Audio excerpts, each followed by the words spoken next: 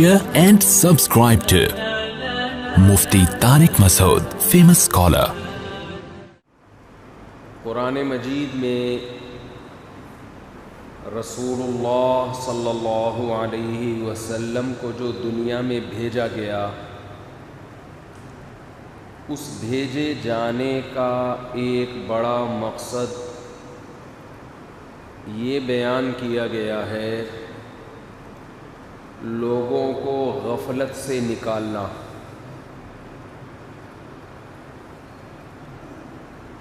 غفلت کسے کہتے ہیں؟ کوئی بڑی مصیبت آنے والی ہو اور آپ اس سے بے خبر ہو کر ایسے زندگی گزار رہے ہوں جیسے سب کچھ بالکل ٹھیک چل رہا ہے۔ جب انسان یہ سمجھتا ہے کہ سب کچھ بالکل ٹھیک ہے، ہر چیز اوکے ہے،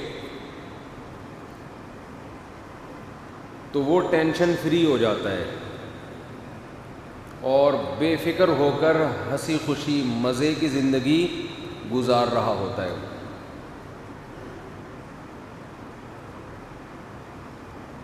سورہ یاسین میں اللہ تعالیٰ کا ارشاد ہے،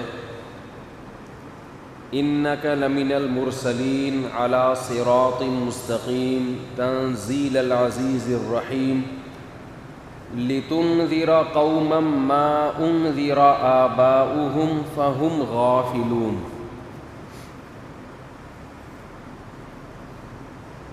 کہ اے نبی، قرآن کی قسم جو عزت والا ہے، اِنَّكَ لَمِنَ الْمُرْسَلِينَ، جیسے ہم نے انسانوں کی ہدایت کے لیے، گائیڈنس کے لیے بہت سارے پیغمبر بھیجے، تو ان بہت ساروں میں ایک آپ بھی ہیں۔ یہ اللہ کا ہمیشہ سے معمول رہا ہے کہ انسانوں کو بھولا ہوا سبق یاد دلانے کے لیے پیغمبر دنیا میں آتے رہے ہیں، اور اس کا تعلق ہسٹری سے ہے، تاریخ سے ہے۔ تاریخ بھی اس بات پر گواہ ہے کہ دنیا میں ایسے لوگ آتے رہے ہیں جن کا یہ دعویٰ تھا کہ ہمیں کس نے بھیجا ہے؟ اللہ نے، اور ان سب کی بیسک تعلیمات ایک ہی تھیں۔ وہ تمام پیغمبروں کی جو بیسک تعلیمات تھیں وہ کیا تھیں؟ وہ تعلیمات یہ تھیں کہ ہم کسی کے غلام ہیں، ہم اپنی زندگی میں آزاد نہیں ہیں۔ یہ سبق آج انسان بھلا رہا ہے۔ ہر طرف آزادی آزادی آزادی، حتیٰ کہ انسان کو ماں باپ سے آزاد کر دیا، شوہر کو بیوی سے، بیوی کو شوہر سے، باپ کو اولاد سے۔ اتنی آزادی کا جو یہ کانسیپٹ تھا نا، یعنی سب سے پہلے آزاد کیا خدا سے مخلوق کو۔ مخلوق اور خدا کا کوئی ریلیشن بولو بھائی نہیں ہے، آزادی یہاں سے شروع ہوئی۔ بات سے بات نکلتی ہے، ٹاپک میں لے کے چل رہا ہوتا ہوں نا، وہ اسی کو سمجھانے کے لیے یہ درمیان میں باتیں نکلتی ہیں۔ انسان غلامی پسند نہیں کرتا، اس لیے کہ اسے اس میں ٹینشن ملتی ہے کسی کی مان کے چلنا۔ ہر آدمی کیا چاہتا ہے؟ میں کیسے زندگی گزاروں؟ یہ مائک کو کیا ہو گیا؟ مزہ نہیں آ رہا بالکل بھی۔ ایک تو یہ کارپیٹ بچھا دینا، پورے ہال میں کارپیٹ کر دیں، تو کیا جا رہا ہے اس میں؟ سمجھ میں نہیں آ رہا ہے یہ کچھ ہو کیا رہا ہے بھائی؟ اگر یہ پورے ہال میں کارپیٹ ڈال دیں تو میرا خیال ہے کوئی بری بات تو نہیں ہے۔ دیکھیں یہ جو دور ہے نا، یہ پرانا زمانہ نہیں ہے۔ پہلے پنکھوں کے بغیر بھی گزارا ہوتا تھا، پہلے لوگوں کا گزارا پنکھوں کے بغیر بھی ہوتا تھا، اب ایئر کنڈیشن کے بغیر نہیں ہوتا۔ تو ہمیں لوگوں کو سہولت دینی چاہیے نا. اس میں کیا جا رہا ہے؟ اگر یہ پورے ہال میں کارپیٹ ڈال دیں گے تو اچھا ہے, لوگ آئیں گے بیچارے, بیٹھیں گے, ان کو کارپیٹ پہ بیٹھ جائیں گے. فرش پہ بیٹھنے میں انسان کو تکلیف ہوتی ہے.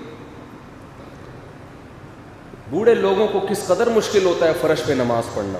ہمیں یاد ہے ہم مدرسے میں پڑھتے تھے مفتی رشید احمد صاحب کے ہاں, تو اس وقت زیادہ کارپیٹ وغیرہ کا رواج نہیں تھا.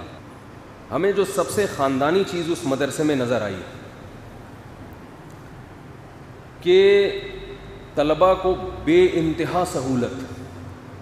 ہمیں یاد ایک دفعہ ہمارے محتمم آئے اور جو ہمارے استاذ بھی ہیں, انہوں نے دیکھا طلباء فرش پہ بیٹھ کے پڑھ رہے ہیں. ان کو اتنا غصہ آیا, جو ان کے نائب تھے ان سے پوچھا کہ کارپیٹ کیوں نہیں ہے. انہوں نے کہا بھائی کیا ضرورت ہے؟ ان کی کیوں ضرورت نہیں ہے؟ اگر یہ ذرا اچھی طریقے تمیز سے بیٹھ جائیں گے تو اس میں کون سی نقصان کی بات ہے. تو ہمیں ان کا یہ اچھا لگتا تھا کہ بھائی انسان پہلے ہے جس پہ مسجدوں میں کیا ہو رہا ہوتا ہے, فانوس لگ رہے ہیں بڑے بڑے, یہ فانوس کا کیا کرنا ہے, چاٹنا ہے اس کو, یہ کوئی دلہن کا کمرہ ہے جو اس کو اتنا سجایا جا رہا ہے. آپ نے دیکھا ہوگا مساجد میں چندہ آ رہا ہوتا ہے اور مینار پہ پیسہ لگ رہا ہوتا ہے, مینار پہ لاکھوں روپے لگا دیتے ہیں لوگ, حالانکہ مینار کا کوئی فائدہ نہیں ہے. اور ایسی فضول چیزوں پہ ہماری مسجد میں آپ کو نظر نہیں آئے گا فانوس کوئی, یہ کسی نے خود سے لا کے لگا دی ہے, یہ چندے کا نہیں ہے, یہ چندے کا نہیں ہے. ان چیزوں کے لیے ہم چندہ کرتے بھی نہیں ہیں. تو انسان سب سے زیادہ اس لائق ہوتا ہے. فیکٹریوں میں آپ دیکھ لو ملازمین کا کیا حال کیا ہوا ہوتا ہے. مجھے ایک دفعہ ایک فیکٹری والا لے کر گیا اور کہنے لگا کہ آپ فیکٹری میں بیان کریں, یہ ملازمین جب فیکٹری میں کام سیکھتے ہیں نا, سیکھنے کے بعد بھاگ جاتے ہیں, یہاں ٹکتے نہیں ہیں. وہ کہنے لگا سارا کام ان کو میں سکھاتا ہوں تنخواہ دے کے, تنخواہ الگ دے رہا ہوں, کام الگ سکھا رہا ہوں. جس دن کام سیکھتے ہیں فوراً بولو بھاگ جاتے ہیں. میں نے کہا بالکل ٹھیک کرتے ہیں, آپ اپنے فائدے کے لیے کام سکھا رہے ہو, وہ اپنے فائدے کے لیے کام سیکھ رہے ہیں. آپ کون سا للہ فلہ سکھا رہے ہو ان کو؟ تو کہنے لگے کیا حل ہے؟ میں نے کہا حل یہ کہ اتنی اچھی تنخواہ دو ان کو کہ یہ نہ بھاگیں, تنخواہ اتنی اچھی دو. تو خیر میں یہ عرض کر رہا تھا کہ قرآن مجید میں کیا عرض کر رہا تھا میں, بات کہاں چل رہی تھی؟ آپ کی والدہ کی طبیعت کیسی ہے؟ مجھے بار بار ٹھیک نہیں ہے. اچھا اللہ تعالیٰ شفا عطا فرمائے. تو بات یہ چل رہی تھی, کیا بات چل رہی تھی؟ ہاں اصل میں یہ عرض کر رہا تھا کہ ہر آدمی کیا چاہتا ہے, کسی کے ماتحت نہ رہے وہ. اچھا جب کمیٹیوں کی بات چل پڑی ہے تو ایک مسئلہ یہ بھی, امام بھی یہ چاہتا ہے کہ کمیٹیوں سے وہ آزاد رہے. یہ بھی آج کل مسجدوں میں ایک بدعت چل پڑی ہے, یعنی کسی کو کسی مسجد میں امام بنا دے نا, سب کی بات نہیں کر رہا, جو ائمہ حضرات میرا بیان نہیں سن رہے ان کی بات چل رہا, تو وہ کیا کرتے ہیں آہستہ آہستہ آہستہ اثر رسوخ عوام میں اتنا ہوتا ہے کہ تھوڑے دن میں کمیٹی کی خلافت کا خاتمہ کر کے مسجد پہ قبضہ. یہ بہت ہو رہا ہے مسجدوں میں. تو یہ بھی غیر اخلاقی حرکت ہے. آپ کو رکھا کمیٹی نے, انتظامیہ نے, آپ انہی کی جڑیں کاٹنا اور پھر فخر بھی کرتے ہیں. بعض مساجد کے امام ملتے ہیں کہتے ہیں ہم تو کمیٹی کی بالکل بھی نہیں مانتے. کہتے ہیں یہ بہت کوئی فخر کی بات نہیں ہے, آپ کے اپنے ابا سے وراثت میں تھوڑی ملی تھی آپ کو مسجد. ہمارے استاذ ایک بڑی اچھی بات کہتے ہیں کہ آج جو آدمی غلطی کر رہا ہو اس غلطی پہ قرآن و سنت کا لیبل لگا دیتا ہے. وہ جو بھی غلط کر رہے ہیں نا اس پہ لیبل کیا لگا دیتے ہیں؟ قرآن و سنت کا یا شریعت کا. اور اگر سامنے والا صحیح بھی کر رہا ہے تو اسے قرآن و سنت کی روشنی میں غلط قرار دینے کی کوشش کرتے ہیں. لیبل اس پہ کس کا لگا دیں گے؟ شریعت کا. شریعت کی روشنی میں اس کو غلط قرار دینے کی. اپنی ہر غلطی اچھی ہے, دوسرے کی ہر اچھائی غلط ہے. تو آزادی میں ائمہ کرام بھی چاہتے ہیں ہم کمیٹیوں سے کیا نکلیں, ہمیں کوئی پوچھنے والا ہی نہ ہو.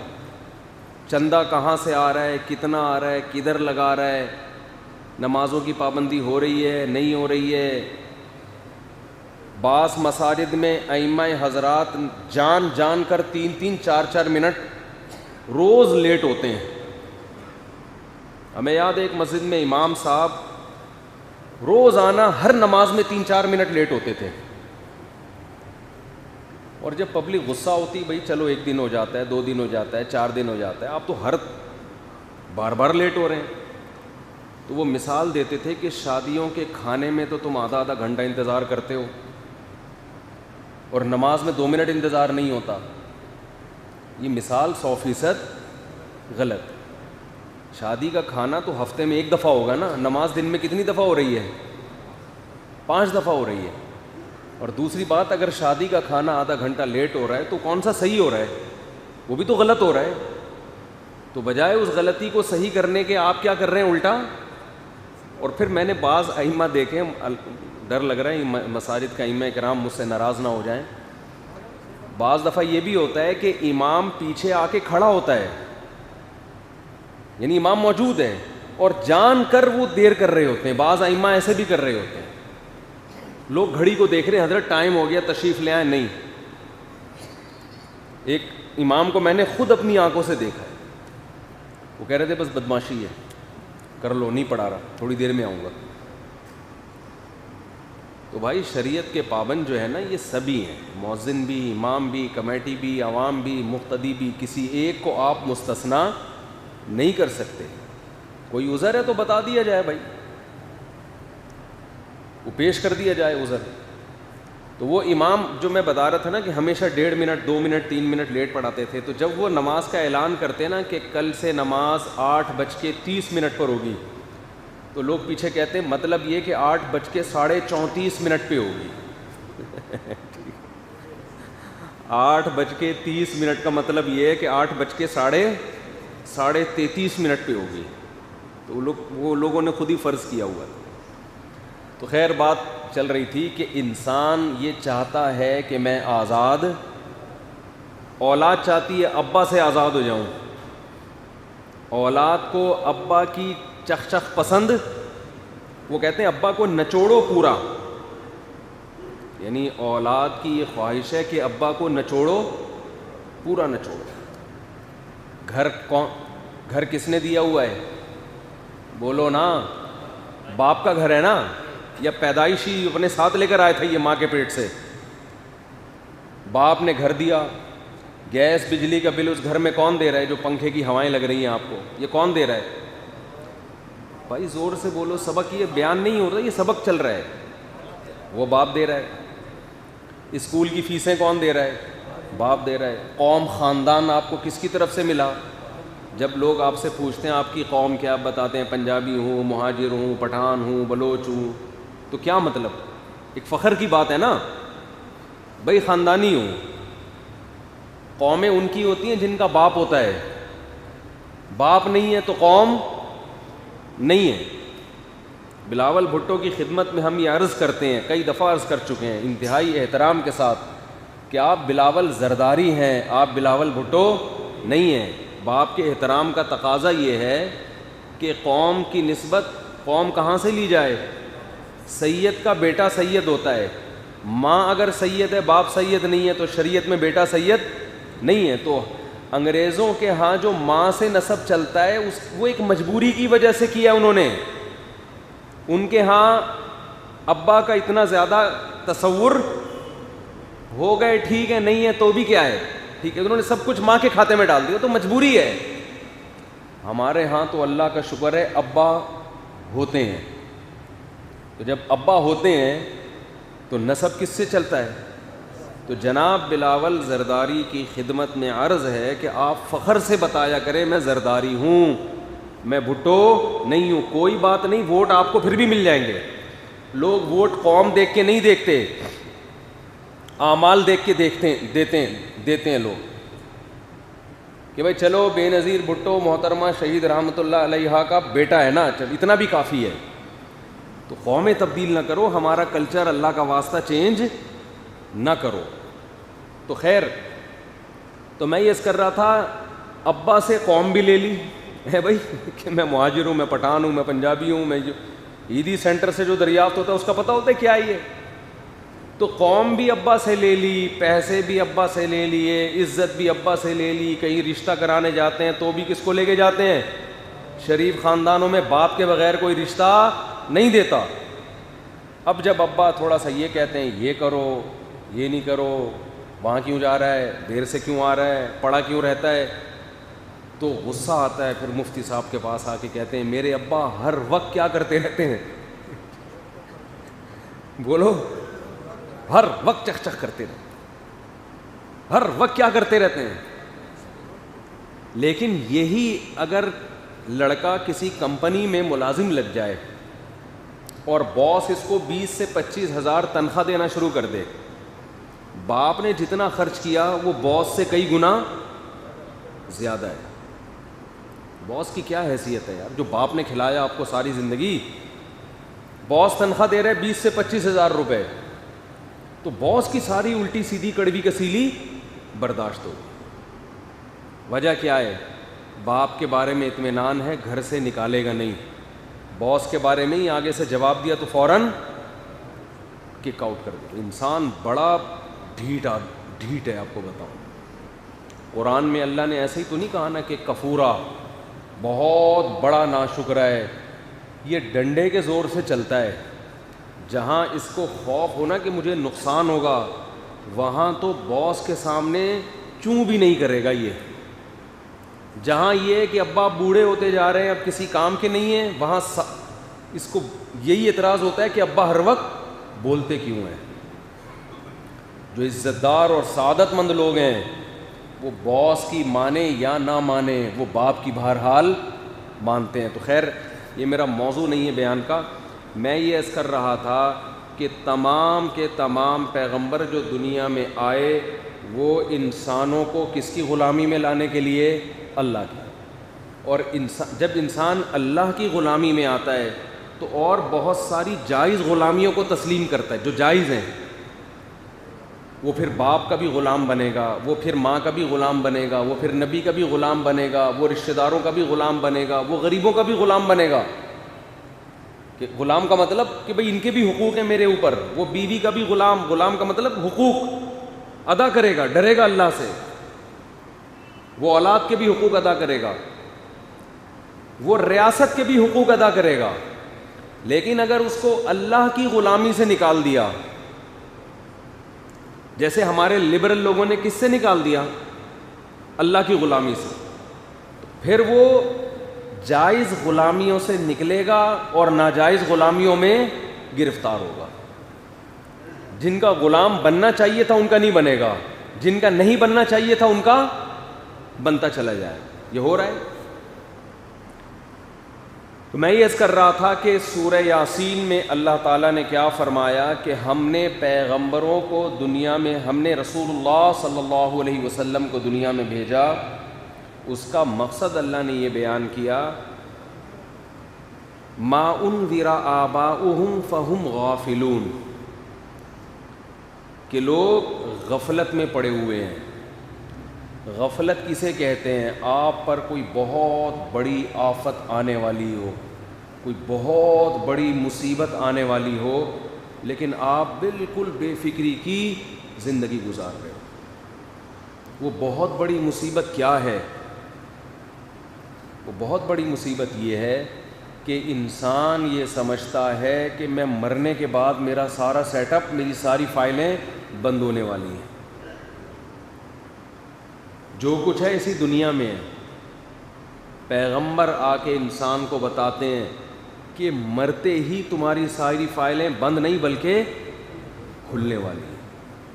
جو کچھ مزے ہیں یہ اس دنیا میں ہیں, اس کے بعد آگے مزے نہیں, آگے جواب ہے, حساب و کتاب ہے. جس آدمی کے سامنے حساب و کتاب نہیں ہوتا وہ بڑی بے فکری کی زندگی گزارتا ہے. جیسے آج دیکھ لیں آپ, اٹھنے کا کوئی ٹائم نہیں, سونے کا کوئی ٹائم نہیں, کھانے کا پینے کا, اپنی ایک حیوانوں جیسی زندگی, بس خواہشات پوری کرنی ہے. اور انسانوں کے حقوق بھی اتنے جتنے آپ کی خواہشات سے متعلق ہو. جن حقوق سے خواہشات پہ زد پڑتی ہے ان حقوق کے بھی یہ قائل بولو نہیں. عورت کا حق ہے اسے بیوی بنایا جائے, یہ گرل فرینڈ بنانے کے قائل ہیں, حالانکہ بیوی بنانے میں اس کو حق بولو زیادہ مل رہا ہے, لیکن اس سے عیاشی میں کمی آ رہی ہے. عورت کا اس حق کے یہ قائل نہیں ہوں گے. ویمن رائٹس کرتے رہیں گے عورتوں کے حقوق, مگر وہ حقوق جس میں مرد کو قربانی دینی پڑے وہ والے حقوق نہیں ہیں. یہ نہیں مانتے گورے کیا لبرل لوگ بھی نہیں مانتے. انسانیت کے حقوق کی صبح و شام باتیں کریں گے, مگر باپ اور ماں کو حق دینے کے لیے تیار بولو نہیں, کیونکہ اس سے آپ کی عیاشیوں پہ زد پڑتی ہے. لہذا بوڑھے باپ اور بوڑھی ماں کے حقوق کا کوئی چیپٹر ہی نہیں ہے ان کے یہاں. کوئی کسی سے پوچھے نا, اس لبرل آدمی سے, کسی جو دنیا پرست آدمی ہو, پوچھیں ذرا باپ کے حقوق کیا ہیں, اس کو نہیں پتا ہوں گے. ماں کے کیا حقوق ہیں نہیں پتا ہوں گے. کیوں؟ اس سے آپ کی عیاشیوں پہ زد پڑتی ہے.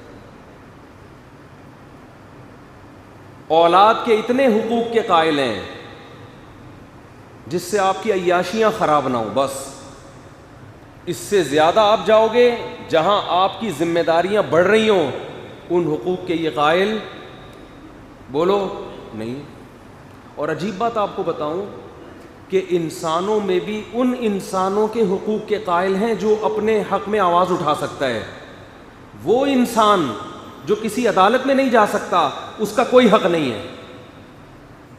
اسلام نے ماں کو جب حمل ٹھہر جائے, اس حمل کی حفاظت والدین کے ذمے لازم قرار دی ہے. اس حمل کو گرانے کی اجازت بولو نہیں دی. لبرل لوگوں کے ہاں اس حمل کو گرا دو, کوئی گناہ نہیں ہے, کوئی گناہ نہیں ہے. سے 14-15 سال پہلے ہمارے ایک دوست تھے, انہوں نے مجھے انٹرنیٹ پہ سرچ کر کے بتایا کہ یورپ میں ایک قانون بن رہا ہے کہ اگر کسی لڑکی کو پریگننسی ہو جاتی ہے تو وہ پریگننسی گرا نہیں سکتی. یورپ ایسے قوانین اس لیے بناتا ہے کہ ان کے ہاں گروتھ ریشو بہت گر رہا ہے. میں نے خود پھر BBC میں یہ خبر پڑھی اور میں نے اس کا حوالہ بھی نوٹ کیا. میری جو کتاب ہے اس کے اندر وہ لنک بھی ہوگا. وہ خبر یہ تھی کہ اگر کسی لڑکی کے ساتھ جبری زنا ہوتا ہے, جبری, اور اس کو حمل ٹھہر جاتا ہے, تو زنا تو غلط ہوا, جبری ہوا ہے نا ان کی رائے میں. ہمارے ہاں تو جبری ہو یا رضا کے ساتھ ہو, دونوں کیا ہیں غلط ہیں. ان کے ہاں جبرن غلط ہے. تو اگر پریگننسی ہو گئی تو جبری زنا کے نتیجے میں بھی اگر لڑکی کو پریگننسی ہوگی تو اسے حمل گرانے کی اجازت بولو نہیں ہو. ان کا مقصد اس حمل کے حقوق نہیں ہے, ان کا مقصد اپنی ریاست کو بچانا ہے کہ گروتھ ریشو کیا ہو رہا ہے, گر رہا ہے. تو چلو جس طرح سے بھی پیدا ہوں, حلال ہو حرام ہو ناجائز ہو جبرن ہوں تو صحیح. تو ہمیں الٹی پٹیاں پڑھائی ہوئی ہیں ان لوگوں نے کہ 2 بچے 2 ہی اچھے ہیں. ان کے یہاں نہیں ہے یہ بچے 2 ہی اچھے ہیں. ان کے آئیں کہ ہوں گے تو اچھے ہوں گے نا 2 ہوں گے تو یہ تو نسل ہی ختم ہو جائے گی. اچھے برے کی بحث تو جب ہوتی ہے جب آبادی تو ہو. ابھی میرا سفر ہوا بلوچستان کا, ایک تو کراچی ہے واقعی. میری طبیعت چند دن پہلے بہت زیادہ خراب ہو گئی تھی, تو مجھے خیال ہوا کہ آب و ہوا تبدیل ہونی چاہیے, اس کے بغیر یہ سیٹ نہیں ہو رہا معاملہ. آپ کو بھیا کھانسی وانسی بہت ہو رہی تھی, گلا صحیح نہیں ہو رہا تھا, تو میں نے کہا تھوڑی ہوا چینج کرتے ہیں, 2 دن کے لیے چلتے ہیں. زیارت ہائٹ پر ہے نا کافی. ہم جب زیارت گئے ہیں, بس یہ 1 منٹ کی بات ہے, کراچی کے ہم نے بھنگی خانہ کہا نا, تو تھوڑا سا فضیلت بھی سن لیں. کراچی بھنگی خانہ تو لوگوں نے بنایا ہوا ہے اس کو. تو جب میں گیا ہوں تو وہاں اتنی خشکی, اور ہائٹ 7,500 فٹ کی تقریباً بلندی پر ہے, تو آکسیجن کا لیول بھی نہیں ہے وہاں, سر بھاری ہونے لگتا ہے لوگوں کا جا کے. اس کے بعد جب میں کراچی واپس پہنچا ہوں نا, پھر میں بائی ایئر آیا وہاں سے کوئٹہ سے, تو جیسے ہی ایئرپورٹ سے باہر نکلے ایسی باہر جیسی ہوائیں, یہ ہوائیں آپ کو اس وقت پورے ملک میں نہیں ملیں گی. اتنا پیارا موسم کراچی کا یار. ہم نے کہا ہم خام میں کراچی چھوڑ کے ادھر ادھر بھاگ رہے ہیں یار. بھنگی خانہ ہو کے بھی اللہ کا شکر ہے. وہ یہ بھنگی خانے کا لفظ اتنا پھیل گیا ہے بھی ایک امریکہ سے ایک مولانا صاحب آئے, مجھے کہنے لگے وہ جنگی خانہ, ان کو وہ لفظ نہیں سمجھ میں آ رہا تھا. کہہ رہے ہیں وہ آپ نے کہا ہے کراچی جنگی خانہ. میں نے کہا جنگی نہیں بھنگی خانہ بولا تھا, اور ہے نہیں, لوگوں نے بنا دیا ہے. تو اتنی بہترین ہوائیں. ابھی 1 مہینہ کے لیے لاہور سے ہمارے کوئی ریلیٹیو آئے ہوئے تھے, 1 مہینہ رہ کر گئے کراچی. کہنے لگے یار تم لوگ تو جنت میں رہ رہے ہو. 1 مہینے انہوں نے گرمی ایک دن بھی نہیں دیکھی, اور واقعی 1-1.5 مہینے سے کیسی بہترین ہوائیں چل رہی ہیں. گرمی پڑتی ہے چند دن, اور وہ بھی پھر اگلے دن بعض دفعہ موسم چینج ہو جاتا ہے. جیسے ایک دن شدید گرمی پڑی, 2 دن کے بعد ہوائیں چلنا شروع. جیسے ہی میں ایئرپورٹ پہ سے باہر نکلا ہوں نا, میں نے کہا اللہ ایسا مزیدار زبردست کیا بہاریں آئے یار. اور آج 2-3 دن سے بارش ہو گئی تو اور ہٹو بچوں ہو گیا. بارش کے بعد تو مچھر کا پروگرام چلے گا وہ. لیکن یہ میں ویسے ہی ایک پیغام دے رہا ہوں پاکستان والوں کو کہ موسم کہاں کا ہے, کراچی کا ہے. تو آؤ آج کل آؤ, دیکھو کیسا مزہ آئے گا آپ. جولائی اگست میں کتنا زبردست, اور شام کی ہوائیں کتنی خوبصورت ہوتی ہیں یہاں. اور ذرا ہوٹلوں میں آپ کو میں لے کے جاؤں گا انشاءاللہ. ذرا یہ ہائی وے کی طرف آپ ذرا چلیں, کباب جی اور حویلیاں, اور ذرا کھا کے دیکھو, مزہ نہ آئے آپ ہی کو پیسے دینے پڑیں گے. ہیں پیسے ڈبل ہیں. اچھا چلو خیر. تو خیر اچھا واپس آ کے صحت بھی ٹھیک ہونا شروع ہو گئی اللہ مجھے. وہاں تھے خشکی اتنی, وہ زیارت کے لوگوں نے بتایا بارشیں نہیں ہوئی. اتنا خراب موسم ہوتا نہیں ہے لیکن بارشیں نہ ہونی, وہ خشکی سے اور دماغ خراب ہو گیا. خیر آکسیجن لیول یہاں پورا ہے, ہائٹ پہ نہیں ہے نا زیادہ. تو خیر بات یہ چل رہی تھی, کیا بات چل رہی تھی, تو سارا بیان ہی دائیں بائیں جا رہا ہے. جلدی آپ لوگ بھی تو بھول جاتے ہو. نہیں آزادی کی بات نہیں چل رہی تھی, وہ جو موضوع چل رہا تھا میرا. ہاں میں یہ عرض کر رہا تھا کہ وہ BBC کی رپورٹ تھی نا, میں نے خود پڑھی. پھر وہ کہ بھئی اس پر بحث ہو رہی ہے کہ جبری زنا کے نتیجے میں اگر عورت کو حمل ٹھہر جائے تو اسے بچہ گرانے کی اجازت نہیں ہونی چاہیے. خیر اس پر خواتین نے احتجاج کیا اور اس قانون کو پاس, اس وقت کی رپورٹ یہ ہے کہ پاس نہیں ہونے دیا. تو اب واللہ عالم اب کیا قانون ہے مجھے نہیں معلوم. تو اس پہ یہ تھا کہ بھئی ایک عورت کو زبردستی مجبور کرنا کہ وہ بچہ پیدا کرے, یہ اس عورت کی مرضی کے بغیر جائز نہیں ہے. یعنی اس کی یہ اجازت نہیں ہونی چاہیے, یہ عورت کے رائٹ کے خلاف ہے. جو اصل پوائنٹ کی بات میں بتانا چاہتا ہوں وہ سمجھیں کہ یہ عورت کے حقوق کے خلاف ہے کہ وہ بچہ پیدا نہیں کرنا چاہ رہی اور آپ اس سے پوچھے بغیر اس پر ایک قانون مسلط کر دیں. لہذا خواتین نے جو احتجاج کیا ہے تو یہ احتجاج اس کی علامت ہے کہ خواتین اس قانون پہ راضی نہیں ہیں. تو ہم خواتین کے حقوق کی پاسداری کے لیے اس قانون کو کیا کرتے ہیں, معطل. اب جو پوائنٹ ٹو بی نوٹڈ ہے وہ یہ ہے جو ابھی میں بیان کر رہا ہوں. اس پر ایک انگریز نے لکھا کہ عورت کے حق کے تحفظ کے لیے جب اس کو بچہ گرانے کی اجازت دی ہے تو اس میں بچے کا کیا قصور ہے. کروڑوں سیلز میں سے ایک ہوتا ہے جس کو اللہ انسان بنانے کے لیے منتخب کرتے ہیں. یہ اللہ کی سلیکشن ہوتی ہے, یہ سلیکشن ہوتی ہے اللہ کی طرف سے. دیکھو حرم میں جیسے پرندے کو مارنا حرام ہے, پرندے کے انڈے کو توڑنا بھی کیا ہے, بولو نا, جائز نہیں ہے. جو پرندے, جن پرندوں کا شکار حرم میں ناجائز ہے نا, جیسے کبوتر, چڑیا وغیرہ, حرم میں تو آپ کچھ بھی نہیں کر سکتے نا, کوئی یعنی درخت بھی نہیں کاٹ سکتے آپ, تو حرم میں پابندی, جوں نہیں مار سکتے آپ. تو فقہاء کا اس پر اتفاق ہے کہ جیسے حرم میں آپ پرندہ نہیں مار سکتے, پرندے کے انڈے کو بھی نہیں توڑ سکتے. کیوں؟ اسے بھی اللہ نے سلیکٹ کر لیا ہے ایک مخلوق بنانے کے لیے. تو آپ بتاؤ کہ حرم میں ایک پرندے کی انڈے کی ویلیو ہے, تو ماں کے پیٹ میں جو انسان جس کی اللہ نے سلیکشن کی ہے پیدائش کے لیے, اس کی حیثیت نہیں ہوگی خدا کی نظر میں. تو اس گورے نے لکھا, انگریز نے, اس نے لکھا کہ یہاں خواتین کے حقوق کا تو خیال کیا جا رہا ہے, لیکن اس بچے سے نہیں پوچھا جا رہا. وجہ کیا ہے؟ وہ بچہ کسی عدالت میں جا نہیں, اسے تو پتہ ہی نہیں میرے ساتھ ہو کیا رہا ہے.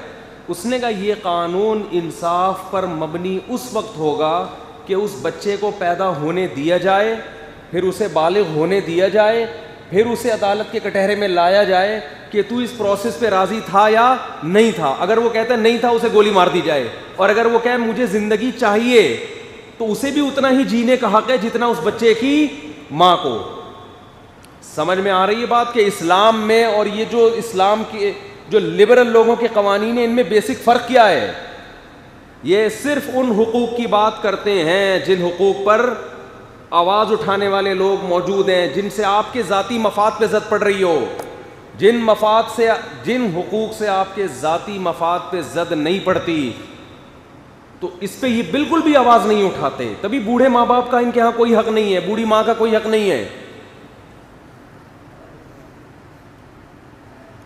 اسلام نے اور ایک دن کا بھی حمل ہو, عورت کو اس کو گرانے کی اجازت بولو نہیں دی ہے.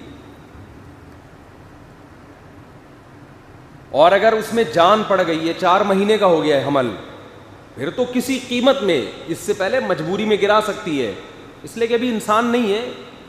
ماں کی زندگی کو بچانے کے لیے 4 مہینے سے پہلے جو حمل ہے, کیونکہ 2 زندگیاں ہیں نا, ایک ماں کی زندگی جو حقیقت میں زندہ ہے, اور ایک وہ زندگی جو کنفرم نہیں ہے. تو ماں کی زندگی کو بچانے کے لیے اس حمل کو گرایا جا سکتا ہے. لیکن فقہا کا اتفاق ہے کہ اگر بچے کو 4 مہینے ہو گئے, تو جتنا ماں کو جینے کا حق ہے اتنا ہی اس بچے کو بھی. اب کسی ایک کی زندگی کو بچانے کے لیے کسی دوسرے کا قتل جائز نہیں ہے.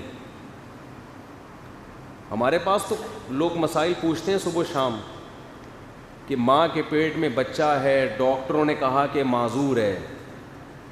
کتنا ٹائم ہو گیا بھائی؟ 6 مہینے کا ہو گیا, معذور ہے. بعض دفعہ ڈاکٹر بھی کہہ رہے ہوتے ہیں گرا دو اس کو, یہ معذور ہے, ساری زندگی کی ٹینشن ہے. کہتے ہیں بھائی میں کیسے قتل کی اجازت دے دوں؟ اگر بچہ پیدا ہونے کے بعد معذور نکلے تو کیا قتل کرو گے اس کو؟ بولو نا, قتل کرو گے؟ تو ایسے ماں کے پیٹ میں بھی معذور ہے تو کیا کرنا ہے؟ تقدیر کا حصہ سمجھ کے برداشت کرنا ہے. اسی وجہ سے تو دیندار لوگ ڈپریشن میں نہیں جاتے, اور بے دین کس میں چلے جاتے ہیں؟ ڈپریشن میں. دیندار آدمی جو مصیبت اللہ نے دی ہے اس کو کس کی طرف منسوب کرتا ہے؟ اللہ کی طرف, کہ اس میں میرا فائدہ ہوگا. معذور ہے, صحت مند ہے, کس کی قسمت کا؟ میری قسمت. کوئی بات نہیں, اس معذور کی خدمت پہ اللہ میرے گناہوں کو معاف کرے گا. ہم نے تو اپنے بچپن میں دیکھا ہے, بچہ معذور پیدا ہوا, 10 سال باپ اس کو ویل چیئر پہ لے کے گھومتا رہے, ایک دن بھی پیشانی پہ لکیریں نہیں آئیں. بچہ جب بڑا ہو گیا نا تو اس کو ویل چیئر پہ 10 سال ویل چیئر پہ گھمایا. کیوں؟ اللہ پہ اعتماد ہے, اللہ پہ توکل ہے. بھائی میری قسمت کا. میں جب بھی ان صاحب سے ملتا میں کہتا آپ کا بچہ ہاتھ پاؤں ٹیڑھے, آپ اس کو سارا دن بیچارے کو لے کے, باپ تو نہیں چھوڑتا. اسی لیے تو اللہ نے ماں باپ کا بڑا حق رکھا ہے بھائی. جو سب سے زیادہ معذور ہوتا ہے ماں باپ کا چہیتا بھی سب سے وہی ہوتا ہے. تو وہ لے کے گھومتے تھے اس کو. ہم جب پوچھتے کہ انکل آپ تھک نہیں جاتے؟ انہوں نے کہا بیٹا شاید یہی قیامت کے دن ہماری بخشش کا ذریعہ بن جائے. بے دین آدمی ڈپریشن میں جاتا ہے, یہ کیا ہو گیا, میں نے تو بڑے خواب دیکھے ہوئے تھے, میں یوں کروں گا, میں یوں کروں گا, میں ایسے کروں گا, یہ تو ٹینشن پیدا ہو گئی. وہ تو چاہے گا ماں کے پیٹ میں ہی اس کو مار دیا جائے, کیونکہ اسے پتہ ہے کہ ماں کے پیٹ میں ماروں گا تو کوئی پوچھنے والا نہیں ہے. عرب اپنی بیٹیوں کو زندہ دفن یہی سوچ کے کر دیا کرتے تھے کہ ابھی قتل کر دو, اس کا پوچھنے والا کوئی نہیں. پوچھتا تو باپ ہے نا, جب باپ ہی قتل کر رہا ہے تو کون پوچھے گا؟ اسی پہ قرآن کی آیتیں نازل ہوئیں. وَإِذَا الْمَوْءُودَةُ سُئِلَتْ بِأَيِّ ذَنبٍ قُتِلَتْ. اللہ فرماتے ہیں کہ یونائٹڈ نیشن نہیں پوچھے گی تم سے, تمہارے ملک کا کنٹری نہیں پوچھے گا, اصل عدالت تو اللہ کی ہے. وَإِذَا الْمَوْءُودَةُ سُئِلَتْ بِأَيِّ ذَنبٍ قُتِلَتْ, فرمایا ایک دن ایسا قائم ہونے والا ہے کہ اللہ زندہ دفن کی ہوئی بچی کو عدالت کے کٹہرے میں لائے گا, اور اللہ کہے گا تجھے تو یہ بھی یاد نہیں کہ تجھے مارا کس نے تھا, تو معصوم تھی. عرب کیا کرتے تھے, احادیث میں اور تاریخ کی کتابوں میں ہے کہ جیسے ہی بچے کی ولادت ہونے کا ٹائم آتا تو بچے کی ماں جو دائی ہوتی ہے نا, دائی اس وقت عورت کے قریب کوئی عورت ہوتی ہے نا, دائیاں ہوتی ہیں جو بڑی ایکسپرٹ ہوتی تھیں, تو وہ دائی سے کہتی کہ جیسے ہی پیدا ہو, اگر لڑکا ہے تو بتا دینا. اچھا, پہلے سے گڑھا کھود کے رکھتے تھے وہ لوگ زمین کے اندر. میں نے وہ جگہ دیکھی ہے, جو لوگ بھی مکہ جاتے ہیں وہ قبرستان جہاں پر بچیوں کو زندہ دفن کیا جاتا ہے, اللہ کی قدرت یہ ہے کہ اس قبرستان پہ کوئی عمارت تعمیر نہیں ہو پا رہی. حکومت سعودیہ نے بہت کوشش کی وہاں سڑک بنانے کی, انہوں نے تو نشانات سارے ختم کر دیے نا ہر چیز کے, لیکن عجیب اللہ کی قدرت ہے. آپ وہاں جائیں, لوگ بتائیں گے آپ کو, یہاں کوششوں کے باوجود بھی نہیں ہو پا رہا کچھ بھی. شاید اس لیے کہ اللہ نے وہ جگہ محفوظ رکھی ہے کہ جب بھی کل کوئی ویمن رائٹس کے نام پہ علماء کا مذاق اڑائے, خواتین کے حقوق کے نام پہ اسلام کا مذاق اڑائے کہ یہ اسلام نے عورت کو یہ کر دیا, عورت کو یہ کر دیا, تو اسے یہ قبرستان دکھاؤ کہ اسلام ہے جس نے بچیوں کے حقوق بیان کیے. اس لیے مسلمان بچی کی پیدائش پہ, اس کی پیشانی پہ کبھی لکیریں بولو نہیں آتی. اقرار الحسن صاحب نے جو یہ کہا تھا نا کہ شکر ہے میری کوئی بیٹی نہیں ہے, میں اقرار الحسن کے خلاف نہیں ہوں, انہوں نے جلد بازی میں ایک بیان دے دیا. انسان ہے, غلطی ہو جاتی ہے. اس ٹک ٹاکر کی پوری تفتیش نہیں کی, جلد بازی میں ایک بیان دے دیا. ہو جاتی ہے انسان سے غلطی, بعض دفعہ جلد بازی میں ایسے الفاظ کہہ دیتا ہے جو نہیں کہنے تھے. سمجھدار آدمی بھی کر لیتا ہے, کوئی مذاق اڑانا یا کسی کو رسوا کرنا مقصد نہیں ہے. لیکن یہ محترم سے جلد بازی میں بہت غلط جملہ زبان سے نکلا. یہ کہنا کہ میں شکر ادا کرتا ہوں میری کوئی بیٹی نہیں ہے, یہ بہت غلط بات ہے. میں پھر بتا دوں, میرا مقصد اقرار الحسن کو غلط قرار دینا نہیں. ہم سے بھی ہو سکتی ہیں ایسی غلطیاں, کوئی بات انسان نہ چاہتے ہوئے زبان سے کہہ دیتا ہے. اسلام میں بیٹی کی پیدائش فخر کی چیز ہے. رسول اللہ صلی اللہ علیہ وسلم نے ارشاد فرمایا کہ جس کی 3 بیٹیاں تھیں, کیا عجیب الفاظ ہیں, اس نے ان کی تربیت کی اور بروقت ان کا نکاح کر دیا. کن لہو حرزا من النار, کیا عجیب الفاظ ہیں. فرمایا یہ اپنے والدین اور جہنم کی آگ کے درمیان دیوار بن جائیں گی. حرزن کیا بن جائیں گی؟ دیوار. یہ جو لبرل لوگ ہیں میرے بھائی, یہ ان کے مسائل ہیں. دنیا دار لوگ ہیں کہ بیٹا ہو رہا ہے کہ بیٹی ہو رہی ہے, کیونکہ یہ آخرت پر یقین نہیں رکھتے. یہ تو ان کی ٹینشن ہے, ان کو تو سارے مزے دنیا میں اڑانے ہیں. یہ ان کی ٹینشن ہے. جس کا آخرت پر ایمان ہے اس کے لیے بیٹا ہو جائے بیٹی ہو جائے. ان کے ہاں یہ بھی ٹینشن ہے کہ 2 کے بعد تیسرا کیوں ہو رہا ہے. یہ ہمارے ہاں ٹینشن نہیں ہے, بلکہ ہمارے ہاں کیا ہے, انعام ہے. یہب لمن یشاء اناثا, اللہ کہتا ہے جس کو چاہتا ہوں بیٹیاں گفٹ کرتا ہوں. تو گفٹ جتنا زیادہ ہو اچھا ہوتا ہے یا کم اچھا ہوتا ہے؟ کیا ہو گیا بھائی؟ قرآن بیٹیوں کی کثرت کو کیا کہہ رہا ہے؟ ہبا. ہبا عربی میں کسے کہتے ہیں؟ گفٹ کو, تحفے کو. یہ پینلٹی نہیں ہے. وَيَهَبُ لِمَن يَشَاءُ الذُّكُورَ, جس کو چاہتا ہوں بیٹے گفٹ کرتا ہوں. او یزوجہم, یا جس کو چاہتا ہے دونوں قسم کی چیزیں گفٹ کر دیتا ہے, بیٹے بھی اور بیٹیاں بھی. تو سب سے اچھی بات تو یہ کہ بیٹے بھی ہول سیل کے حساب سے ہوں اور بیٹیاں بھی ہول سیل کے حساب سے ہوں. اس کے بعد چلو صرف بیٹے ہوں, اس کے بعد صرف بیٹیاں ہوں, یہ بھی گفٹ ہے. 2 بچے ہی کیا ہوتے ہیں بھائی؟ اور یہ جب ڈھونگ فضول قسم کی بات تربیت نہیں ہو سکے گی. بچے ایک دوسرے کو پالتے ہیں. آپ ان گھروں میں دیکھو, ایک صاحب نے مجھے کہا میری بیگم کہہ رہی ہے ایک بچے نے میرا ناک میں دم کر دیا, تم کہہ رہے ہو دوسرا بھی ہونا چاہیے. تو میں ان سے کہتا ہوں ایک ہے اس لیے ناک میں دم کر دیا, 4-5 ہوتے تو ناک میں دم نہیں کرتے. وہ کھیلتے آپس میں مربوط رہتے ایک دوسرے کے ساتھ. وہ ناک میں دم اس لیے کر رہے ہیں اس کے ساتھ کھیلنے کے لیے بچے نہیں ہیں قریب العمر. خیر یہ بھی بات کہیں اور جا رہی ہے. تو قرآن کیا کہہ رہا ہے, وَإِذَا الْمَوْعُودَةُ سُئِلَتْ, جس دن زندہ دفن کی ہوئی بچی سے ہم پوچھیں گے. اس بچی کو تو پتہ بھی نہیں ہے قاتل کون ہے, کیوں مارا, وہ تو دم. ہاں میں بتا رہا تھا کہ وہ کرتے کیا تھے کہ جس عورت کے ولادت کا وقت ہونے کو آتا, وہ قبرستان جہاں بچوں کا الگ قبرستان تھا مکہ میں, وہ وہاں جاتی. اور بعض تو اپنے علاقوں میں کرتے تھے, جو مکہ کا قبرستان الگ ہے, جو دور دراز گاؤں میں رہتے وہ گڑھا کھودواتے. اور ماں یہ کہتی تھی دائی سے کہ اگر بیٹی پیدا ہو تو اسے میری شکل, یعنی مجھے اس کی شکل نہ دکھانا, کیونکہ ماں میں ایک فطری محبت پیدا ہو جاتی ہے دیکھنے کے بعد. دکھائے بغیر کیا کر دینا, دفن. دفن اس لیے کرتے تھے کہ اس زمانے میں کوئی ایسا ٹرسٹ نہیں تھا جو بیٹیوں کو رکھنے کے لیے تیار ہو. آج بھی ایسے بدبخت مائیں ہیں جو کہتی ہیں کہ بچی ہو تو مجھے اس کی شکل نہ دکھانا, بلکہ الٹرا ساؤنڈ نے آج یہ کام آسان کر دیا ہے. پتہ چل جائے بیٹی ہے تو پیدا ہونے سے پہلے ہی ماں کے پیٹ میں اس کا گلا گھونٹ دیا جاتا ہے. وہ پیٹ جس کو اللہ نے انسانیت کی تخلیق اور حیات کے لیے پیدا کیا تھا, ماں کے پیٹ کا یہ کا تقدس ہے کہ یہ وہ وطن ہے اتنا مقدس جس وطن میں انسان کو زندگی ملتی ہے. وہی وطن اپنی اولاد کا قبرستان بن رہا ہے. آپ جاؤ ملکوں میں جا کے دیکھو, الٹرا ساؤنڈ کر کے پتہ لگاتے ہیں کہ بیٹی ہے یا بیٹا. اگر بیٹی ہو, کروڑوں بیٹیوں کو اس طرح سے ماں کے پیٹ میں مارا جا چکا ہے. یہ مذہب نہ ہونے کا نتیجہ ہے. اور اب یہ ہمارے ملک میں بھی یہ برائی آ گئی ہے.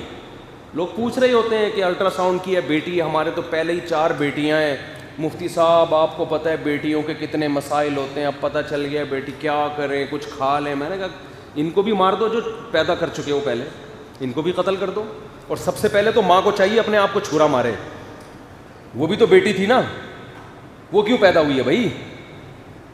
اگر لڑکی کا پیدا ہونا غلط ہے تو اس کی ماں بھی غلط پیدا ہوئی ہے. پہلے اس کو چاہیے اپنے آپ کو چھرا مار کے ہلاک کرے, وہ پھر اپنی بیٹیوں کو مارے.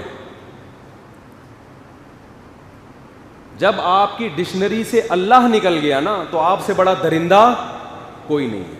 یاد رکھو, آپ سے بڑا درندہ کوئی نہیں. اور ان کمبختوں کو بیٹے ملتے ہیں وہ بھی نافرمان. ان کے بیٹے کون سا خوش کرتے ہیں ان کو. دیکھو ایک بات بتاؤں, بار بار میں ایک بات کہتا ہوں کہ فطرت کی مخالفت مت کرو. شریعت کی مخالفت کرو گے نا توبہ کر کے صحیح ہو جائے گا. نیچر کے خلاف چلو گے, توبہ کر کے گناہ تو معاف ہو جائے گا, لیکن نیچر نے جو انتقام لینا ہوگا وہ لے کے رہے گی. ایک مثال سے بات سمجھاتا ہوں, وہ بھی چند دن پہلے کا واقعہ ہے.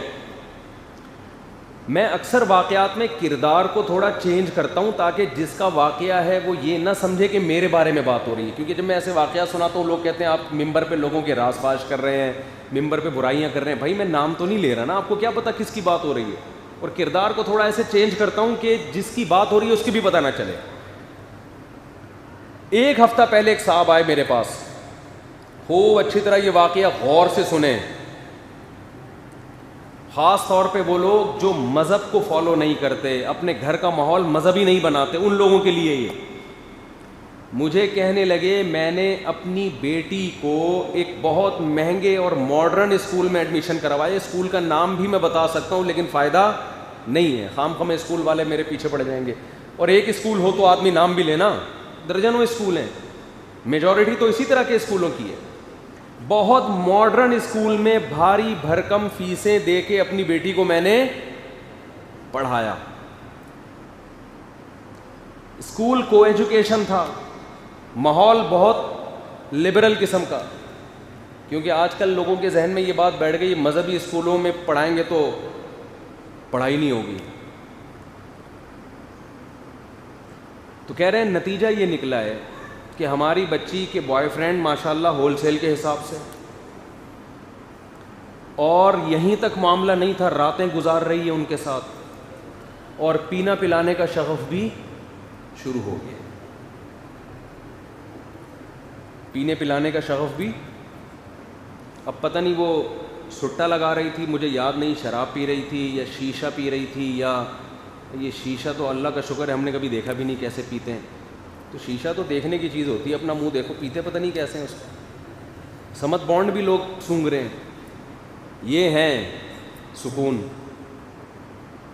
ہم چائے سے بیزار آئے ہوئے ہیں یار. اور ادھر میں نے ایک ماہر نفسیات تھے امریکہ کے, ان سے کہا میں دوبارہ چائے چھوڑنا چاہتا ہوں, اچھی بلی چھوڑ دی تھی, خام خواہ میں ایک دوبارہ ٹینشن پال لی. انہوں نے کہا کیوں چھوڑنا چاہ رہے ہیں؟ میں نے کہا خام خواہ کی کوئی فائدہ تو ہے نہیں. انہوں نے کہا مفتی صاحب لوگ ہیروئن پی رہے ہیں, چرس پی رہے ہیں, گٹکے کھا رہے ہیں, اس ماحول میں چائے تو کم از کم چلتی ہے, اتنا بھی نیک بننے کی کوشش نہ کرو. انہوں نے کہا کوئی اتنا بڑا نقصان نہیں ہوگا. ہم نے کہا یہ ڈاکٹر ہی تھپکی لگا کے جا رہا ہے تو کیا کریں, خیر اچھی چیز نہیں ہے. تو اب وہ کہنے لگے کہ وہ بچی کیا کر رہی ہے, پینے پلانے سے بھی اس کو شغف. ظاہر ہے جب بچیوں کے بوائے فرینڈ بھی ہوں, پینا پلانا بھی ہو, تو ماں باپ سے بدتمیزی اس کا ایک لازمی جز ہے, تو وہ لازمی والدین کے ساتھ بدتمیز بھی بولو نا, ہوگی, بولنے میں کیا جا رہا ہے, ہوگی. کیونکہ ابا اماں اب تو پسند نہیں کرتے. ابھی تک ہمارا معاشرہ شکر ہے گوروں کی طرح بہت زیادہ کنٹرول سے باہر نہیں ہوا کہ خود ہی لا کے پکڑا رہے ہو, پیو نکلو یہاں سے, کیوں نہیں پی رہی, بچی بھی تم پیو. جیسے ہمارے والد صاحب چائے بچا کے ہمیں دیتے تھے آخر میں, ٹھیک ہے, اللہ ان کی مغفرت فرمائے. یہ چیزیں اولاد کو یاد رہ جاتی ہیں, چھوٹی چھوٹی چیزیں ہوتی ہیں. ہمارے والد صاحب کی عادت تھی جب بھی چائے پیتے تھے بچا کے, جو بچہ قریب میں بیٹھا ہوتا تھا اس کو بلاتے ادھر آؤ, یہ لو. تھوڑا سا اولاد کو ٹائم دیا کریں, اس سے زندگی بھر ماں باپ یاد رہتے ہیں انسان کو. تو وہ کہنے لگے پی بھی رہی ہے, بوائے فرینڈ بھی ہیں, بدتمیز اتنی کہ ایک بات اس سے نہیں کر سکتے. تو میں نے کہا دیکھیں آپ نے جس اسکول میں پڑھایا وہاں تو کلچر یہی ہے, وہاں تو ٹیچر سکھا رہے ہوتے ہیں بچوں کو کہ تم اپنی زندگی میں کیا ہو, آزاد. تو اصل جو بات میں بتانے والا ہوں وہ اب کی ہے. کہتے ہیں ٹھیک ہے مفتی صاحب مجھ سے غلطی ہو گئی, لیکن میں اب توبہ کر چکا ہوں, اللہ سے معافی مانگ چکا ہوں کہ اللہ میں نے اپنی بچی کو غلط اسکول میں ایڈمیشن کرا دیا, غلط ماحول دیا, مذہب کی طرف نہیں لے کر آیا. اب جب توبہ کر لی ہے تو اللہ میری پکار سنتا کیوں نہیں ہے, اب بچی ٹھیک کیوں نہیں ہو رہی. یہ سمجھنے کی بات ہے. یہ بات میں نے ان سے نہیں کی جو آپ سے کر رہا ہوں. اصل جواب ان کو جو دینے کا تھا وہ اس لیے نہیں دیا کہ اس سے یہ ایسے تھا جیسے ان کے زخموں پہ آپ نمک چھڑک رہے ہیں. تو میں نے کہا یہ ان کو تو تسلی کی بات کرو, ٹھیک ہو جائے گی انشاءاللہ, ایسے کر کے. ان کو میں نے نمبر دیا کہ سلیمان احمد صاحب کے پاس لے جائیں اپنی بیٹی کو, ٹائم لینڈر. وہ مجھے کہنے لگے آپ کے پاس لاتا ہوں, آپ ذرا اس کو سمجھائیں. میں نے کہا اتنی نیک اگر ہے کہ کسی مولوی صاحب کے پاس آنے کے لیے تیار ہے جو اس کو سمجھائیں اور وہ سمجھ بھی جائے, سبحان اللہ. کہہ رہے نہیں اتنی نیک ہے نہیں. ٹھیک ہے. تو میں نے کہا مجھے پتہ ہے وہ نہیں آئے گی, بات بھی نہیں سنے گی, آپ اس کو لے جائیں ٹائم لینڈر والوں کے پاس. سلیمان احمد صاحب ہیں, کاؤنسلنگ بڑی خاندانی قسم کی کرتے ہیں. کہنے لگے وہ تو بڑی بھاری بھرکم فیس لیتے ہیں. تو میں نے کہا کوئی بات نہیں, آپ مالدار آدمی, آپ ان کو فیس دیں. اگر آپ کی بچی انسان کی بچی بن جائے تھوڑے پیسے خرچ کرنے پر. کہہ رہے نہیں وہ تو فیس لیتے ہیں. اب دیکھو یار, بچی کو بگاڑنے کے لیے جو فیسیں لگی ہیں بھائی, ایک آدمی جب ٹائم دے رہا ہے تو فیس لینا اس کا حق بنتا ہے نا. وہ تو دن میں 10 پیشنٹ کو نمٹائے گا. وہ اگر فارغ بیٹھ کر آپ کے بچوں پر محنت کرنا شروع کرے تو اس کے بیوی بچے کہاں جائیں گے؟ ان کو بھی تو کھلانا ہے اس نے. اب عجیب سوچ ہے کہ بچوں کو بگاڑنے کے لیے لاکھوں روپے خرچ ہو گئے, سدھارنے کے لیے اگر کوئی کاؤنسلنگ کر رہا ہے اور پیسے لے رہا ہے تو وہ وہاں پیسے دیتے ہوئے کہ جان نکل رہی ہے. مجھے انداز ہوگا, میں نے کہا یہ سیٹنگ کیا ہے ان کی, سیٹ نہیں. خیر وہ جب انہوں نے یہ بات کہی نا کہ میں نے تو توبہ بھی کر لی ہے, میں اللہ سے گڑ گڑا کے معافی بھی مانگ رہا ہوں, تو پھر یہ ٹھیک کیوں نہیں ہو رہی؟ پہلی بات تو یہ توبہ صحیح کی نہیں ہے آپ نے. اگر کی ہوتی نا تو پیسوں کی وجہ سے بچی کا مستقبل داؤ پہ نہ لگاتے. آپ کہتے یار اگر کاؤنسلنگ کر کے پیسے دے کے بھی بچی ٹھیک ہو رہی ہے تو کوئی بات نہیں. جب انہوں نے یہ کہا کہ میں توبہ کر رہا ہوں اور بچی پھر بھی ٹھیک نہیں ہو رہی, تو جو ان کو کہنے کی بات تھی وہ میں آپ سے کہہ رہا ہوں کہ آپ نے ٹکر لی ہے فطرت سے, شریعت سے بھی لی ہے, اللہ سے لی. آپ توبہ کریں, اللہ کیا کر دے گا؟ معاف. اللہ کہے گا ٹھیک ہے میں نے یہ جرم معاف کیا. اب یہ بچی اگر جہنم میں بھی گئی آپ سے سوال نہیں ہوگا, اگرچہ بگاڑا آپ نے لیکن توبہ کر لی, اللہ آپ کے جرم کو کیا کرے گا؟ معاف. لیکن جو بگڑ گئی ہے نا اس کا سدھرنا بہت مشکل. اللہ سدھار دے تو الگ بات ہے. وجہ کیا ہے؟ گراؤنڈ ریئلٹی یہ کہتی ہے کہ آپ جیسا ماحول دیتے ہیں اولاد کو, ماحول ان کو ویسا ہی بناتا ہے. آپ نے جب بچے کو اتنا لبرل بنا دیا, اسے شراب کباب بوائے فرینڈ 8-8 10-10, تو اسے شوہر لگے گا مکھنچو کہ ایک کی کیوں میں بن کے رہوں, اس کے ساتھ وفا کیوں کروں, ہے بھائی کیوں؟ جب اتنی آزادی دے دی آپ نے تو اب اس کا ان چیزوں کو چھوڑنا, وہ خود جب تک نہیں چاہے گی تو نہیں ہوگا. فطرت سے لڑو گے تو بھائی فطرت تو مارتی ہے, پھر انتقام لیتی ہے. اب صبر کے علاوہ آپ کے پاس کوئی آپشن نہیں ہے. آپ کوشش کریں تربیت کی, دعا کریں, ہم بھی دعا کرتے ہیں, نتیجے کی زیادہ امیدیں نہ لگائیں. نتیجہ کس پہ چھوڑ دیں؟ اللہ پہ. اللہ ٹھیک کر دے ٹھیک ہے, نہیں تو صبر کریں گے. ہمارے حضرت کے پاس ایک خاتون کا فون آیا کہ میری شادی کی عمر تھی اور میں ڈیلے کرتی گئی ایجوکیشن کی وجہ سے. تو جب عمر زیادہ ہو گئی تو تعلیم تو آ گئی, مگر جو ایک اٹریکشن تھی عمر کم عمری کی وجہ سے وہ اٹریکشن ختم, رشتے آنا ختم. اب انتظار کرتے کرتے میں 40 سال کی ہو گئی ہوں. سیم یہی الفاظ تھے ان کے کہ میں نے توبہ کر لی ہے کہ اللہ میں نے بر وقت نکاح نہیں کیا, تیرے نبی کا حکم تھا کہ اچھا رشتہ آئے تو انکار مت کرو, ایجوکیشن کی وجہ سے میں نے ڈیلے کیا, یہ میں نے جرم کیا, اے اللہ میں نے توبہ کر لی, اب تو کرا دے.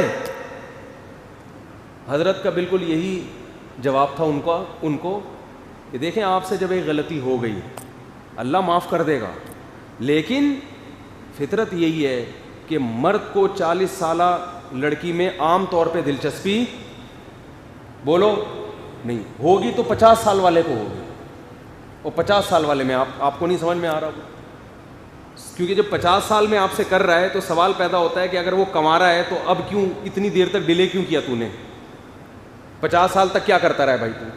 اور اگر میرڈ ہے تو بیوی موجود ہوگی تو اب آپ اس کی دوسری بیوی بننے کے لیے تیار نہیں ہوں گی. اس وقت کنواروں کے رشتے جس نے ریجیکٹ کیے ہوں وہ کسی کی دوسری وائف کہاں سے بنے گی وہ.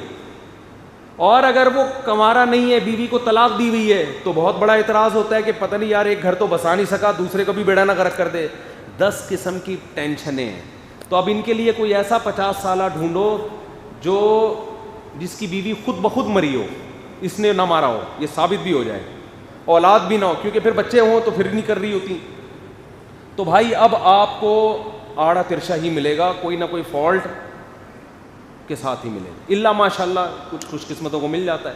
تو یہ کیا ہے؟ یہ آپ کس سے بغاوت کر رہے ہیں؟ بولو نیچر سے. تو نیچر سے جب بغاوت کرو گے تو بھائی یہی ہوگا. تو میں ان لبرل لوگوں سے کہتا ہوں کہ دیکھو تم جو اپنے بچوں کو دین اور مذہب نہیں سکھا رہے نا, ان کو اللہ کے حقوق نہیں سکھا رہے کہ اللہ کیا ہوتا ہے, تو یہ تمہارے حقوق بھی نہیں سیکھیں گے, کیونکہ اللہ کے بعد ہی ساری چیزیں شروع ہوتی ہیں. پھر آپ ان کو جتنا چاہیں گے یہ انسان کے بچے بن جائیں, یہ نہیں بنیں گے, اللہ ماشاء اللہ اللہ کسی کو بنا دے. تو پیغمبروں کا بنیادی مقصد کیا تھا کہ غفلت کے اندھیروں سے نکال کر بیداری کی روشنی میں لے کر آنا. یہ جو میں نے سورہ یاسین کی آیت پڑھی, تو ہم سب غفلت میں ہیں, ہمیں نہیں پتہ ہمارے ساتھ فیوچر میں کیا ہونے والا ہے, ہمارا انجام کیا ہونے والا ہے. پیغمبر آ کے بتا رہے ہوتے ہیں کہ جس خوشیوں میں تم مبتلا ہو ان خوشیوں سے دھوکے میں مت آنا. اگر تم صحت میں ہو اس صحت سے دھوکہ مت کھانا, فالج بھی ہو سکتا ہے, برین ہیمریج بھی ہو سکتا ہے, ایکسیڈنٹ بھی ہو سکتا ہے. اگر تم دولت میں ہو تو خوش فہمی میں مت رہو, غریب بھی ہو سکتے ہو. اگر تمہیں ابھی کوئی ٹینشن نہیں ہے, تمہارے اوپر غموں کے پہاڑ گر سکتے ہیں, سب کچھ ہو سکتا ہے. اس غفلت سے نکلو, اور نکلنے کا طریقہ کیا ہے؟ اس خدا سے تعلق پیدا کرو جس نے تمہیں بنایا ہے, اس سے اگر مضبوط رشتہ قائم کر لو گے تو وہ غموں میں خود ہی تمہیں تسلیاں دے گا, تھپکیاں دے گا تمہیں, وہ غموں سے بچائے گا بھی, اور جو غم تمہارے مقدر میں اس میں تسلیاں بھی کون دے گا.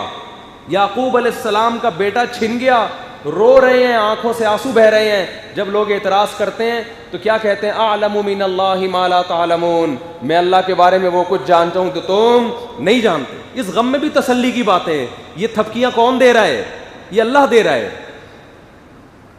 اور جب اللہ سے تعلق ختم تو آگے پھر پریشانیوں اور ٹینشنوں کا ایک جھاڑیاں ہیں کہ اس سے بچنا اللہ کی قسم کسی کے بس میں نہیں. ایک بزرگ کا میں بیان سن رہا تھا, بڑی پیاری بات کی انہوں نے کہا یہ ڈپریشن اور ٹینشن کا لفظ اردو زبان کا نہیں ہے. ہمارے اسلاف, ہمارے بزرگ, یہ لفظ پریشانی کا لفظ تھا اردو میں. پریشانی کا مطلب کوئی بچہ مر گیا, کوئی یہ ہو گیا, وہ یہ جو ڈپریشن اور ٹینشن کا لفظ ہے نا, یہ انگریزوں سے آیا ہے ہمارے یہاں. اس کا اردو میں ترجمہ ہی نہیں ہے اس کا. آپ اس کو ذہنی تناؤ کہہ سکتے ہیں, اسٹریس کا تو ہے کھچاؤ, ڈپریشن اور ٹینشن کا نہیں ہے, اور واقعی نہیں ہے. کبھی میں بھی جب بیان کرتا ہوں تو ڈپریشن کو ڈپریشن ہی کہتا ہوں, ٹینشن کو ٹینشن, کیونکہ مجھے اردو میں ملتا ہی نہیں ہے. یہ بیماریاں یہ باہر سے آئی ہیں, جو مذہب کو فالو نہیں کرتے, یہ وہاں سے آئی ہیں ہمارے یہاں. یہ ہماری اپنی بیماریاں نہیں ہیں. سمجھ میں آ رہی ہے بات؟ ہمارے یہاں سے پریشان بیٹھا ہوا ہے بس. ڈپریشن اور پریشانی میں فرق ہے. ڈپریشن کا مطلب ڈاکٹر تو ڈپریشن کا جو مطلب بتائے گا میڈیکل سائنس کی زبان میں, ہم تو دیسی زبان میں سمجھائیں گے نا. آپ کہیں ڈپریشن کا مصعب نے جو مطلب بتایا تو لغت کی کسی کتاب میں نہیں لکھا بھائی, ہم تو دیسی زبان میں سمجھائیں گے کہ ہم جب ڈپریشن بولتے ہیں تو اس کا مطلب ابا ڈپریشن میں ہے, کیا مطلب؟ کچھ بھی ہو سکتا ہے. ٹھیک, بیگم ڈپریشن میں ہے, ساس صاحبہ ڈپریشن کی مریض ہیں, ایسی کی تیسی کس کی ہونے والی ہے؟ بہو کی. کیا مطلب؟ ڈپریشن کی مریضہ کا مطلب یہ ہے کہ ان کو ٹینشن میں جانے کے لیے کسی ریزن کی ضرورت نہیں ہے. یہ بغیر کسی ریزن کے بھی ٹینشن لیں گی بھی اور ٹینشن دیں گی, پارسل بھی کریں گی. ہمارے ہاں پارسل کا خاص انتظام ہے, لکھا ہوتا ہے نا ریڈیو. تو اللہ تعالیٰ نے پیغمبروں کو کیوں بھیجا؟ ہمیں غفلت کے پردوں سے نکالنے کے لیے. تو بھائی غفلت سے نکلنا چاہیے. اور آخری بات 2 منٹ میں سمیٹ کے ختم کرتا ہوں. علماء کہتے ہیں روزانہ 24 گھنٹے میں 5 منٹ صرف نکالیں آپ, صرف 5 منٹ. اس 5 منٹ میں آپ تنہائی میں بیٹھ کے تھوڑی دیر سوچ لیں, کیا تو یہ سمجھتا ہے کہ جیسا اب ہے ایسا ہی رہے گا ہمیشہ؟ سمجھ میں آ رہی ہے بات؟ کیا تو یہ سمجھتا ہے کہ جیسا اب ہے ویسا ہی رہے گا؟ ایک وقت آئے گا ڈاکٹر کہیں گے تیرے گردوں نے کام کرنا چھوڑ دیا. ایک وقت آئے گا ڈاکٹر کہیں گے آپ کو کسی بھی ٹائم پہ ہارٹ اٹیک ہو سکتا ہے. آپ کے 3 وال بند ہو گئے ہیں, ایک پہ سیٹ ہو گئے ہیں آپ. سمجھ رہے ہو؟ ایک وقت آئے گا کہ ڈاکٹر کہے گا کہ آپ کی عمر کہ 15 سے 20 دن ہو سکتا ہے آپ مزید زندہ رہیں. مریں گے تو ایسے ہی مریں گے نا. ایک وقت آئے گا کہ ڈاکٹر کو کچھ کہنے کا موقع ہی نہیں ملے گا, کوئی ٹرک کچل کے چلا جائے. ڈاکٹر کہے گا ہم نے تو پیش گوئی کی تھی 20-30 سال زندہ رہے گا, لیکن ہمیں کیا پتا تھا کہ ٹرک والوں کو یہ پیش گوئی معلوم. وہ ایک آدمی کا کتا بھونک رہا تھا نا, مہمان ڈر رہا تھا, تو میزبان نے کہا آپ نے سنا نہیں ہے کہ بھونکنے والے کتے کاٹتے نہیں ہیں؟ مہمان نے کہا میں نے سنا, پتہ نہیں کتے نے بھی سنا ہے کہ نہیں سنا ہے. تو آپ کی صحت, آپ بہت, ڈاکٹر کہہ رہے ہیں بالکل فٹ فاٹ ہے, 100 سال جیے گا. یہ بات ٹرک والے بولو یہ نہیں دے. نشہ کر کے ٹرک چلا رہے ہوتے ہیں, بعض دفعہ آپ کی غلطی نہیں ہوتی پھر بھی کوئی ایکسیڈنٹ کر کے آپ کو مار کے چلا جاتا ہے. 10 اسباب ہیں موت کے. جہاز میں بیٹھو وہ گر گیا, گاڑی کا ایکسیڈنٹ ہو گیا, کچھ بھی ہو سکتا ہے. اتنی موتیں جتنے پیدا ہو رہے ہیں نا, اسی حساب سے مر کے قبرستان کو بھر رہے ہیں. 5 منٹ بیٹھ کے تھوڑا سا انسان سوچ لے کہ نظر سوئے دنیا, قدم سوئے مرقت. مرقت کہتے ہیں قبر کو. نظر سوئے دنیا, نظر تیری دنیا کی طرف, پیسہ, بحریہ ٹاؤن, پلاٹ, دولت, اور قدم سوئے مرقت. چل کے کہاں جا رہا ہے؟ آہستہ آہستہ قریب کس کے ہو رہا ہے؟ ارے کیا روزانہ ہم بحریہ ٹاؤن کے قریب ہوتے جا رہے ہیں؟ بولو نا. روز ہماری زندگی سے ایک دن کم ہو رہا ہے کہ نہیں ہو رہا؟ تو کس کے قریب ہو رہے ہیں؟ قبرستان کے قریب ہو رہے ہیں. دیکھ بحریہ ٹاؤن کی طرف رہے ہیں. تو شاعر نے اسی کو کہا کہ نظر سوئے دنیا قدم سوئے مرقد. کہاں جا رہا ہے، کدھر دیکھتا ہے، دیکھ کدھر رہا ہے، جا کدھر رہا ہے. آگے گٹر کا ڈھکن کھلا ہوا ہے، جا اس طرف رہا ہے، اور دیکھ کہاں رہا ہے، پیچھے. تو گرے گا کہ نہیں گرے گا؟ تو 5 منٹ علماء کہتے ہیں، بزرگان دین کہتے ہیں، روزانہ اتنا مراقبہ ہر انسان کو کرنا چاہیے. آہستہ آہستہ یہ چیز آپ کے دل میں انشاءاللہ ہمارے دل میں بیٹھ جائے گی، اور انسان کا بچہ بننا شروع ہو جائے گا. اللہ تعالیٰ سمجھنے کی، عمل کی توفیق عطا فرمائے. وما علینا الا البلاغ. اچھا ہاں میں تو جانتا ہوں ان کو. آپ میزان بینک میں ہیں نا؟ آپ وہی ہیں جو ایک دن میں 10 پارے پڑھتے تھے؟ کتنے؟ وہی حافظ آپ نہیں ہیں؟ وہ کدھر ہیں؟ وہ آپ کہاں ہیں؟ نہیں یار، ایک بھائی حافظ بھی تھے. مفتی صاحب میرا سوال یہ ہے کہ کیا چلیں بھائی، کیا جب امام خطبہ پڑھ رہا ہو تو کیا مقتدی بھی ساتھ ساتھ امام کے پڑھ سکتا ہے؟ یہ مقتدی کو صرف سننا ہے. اور دوسرا یہ کہ نماز جب امام صاحب پڑھا رہے ہوتے ہیں تب بھی کیا مقتدی دل ہی دل میں پڑھ سکتا ہے یا صرف سنیں؟ خطبے کے دوران بھی خاموش رہنا لازم ہے، واجب ہے، نہیں پڑھ سکتے. اسی طرح امام کے پیچھے بھی جب امام تلاوت کر رہا ہو تو خاموش رہنا لازم ہے، نہیں پڑھ سکتے کچھ بھی آپ اس وقت. حضرت آپ کے بیانات سن کر دوسری شادی کا ارادہ کیا ہے الحمدللہ. یہ الحمدللہ انہوں نے لکھا ہے.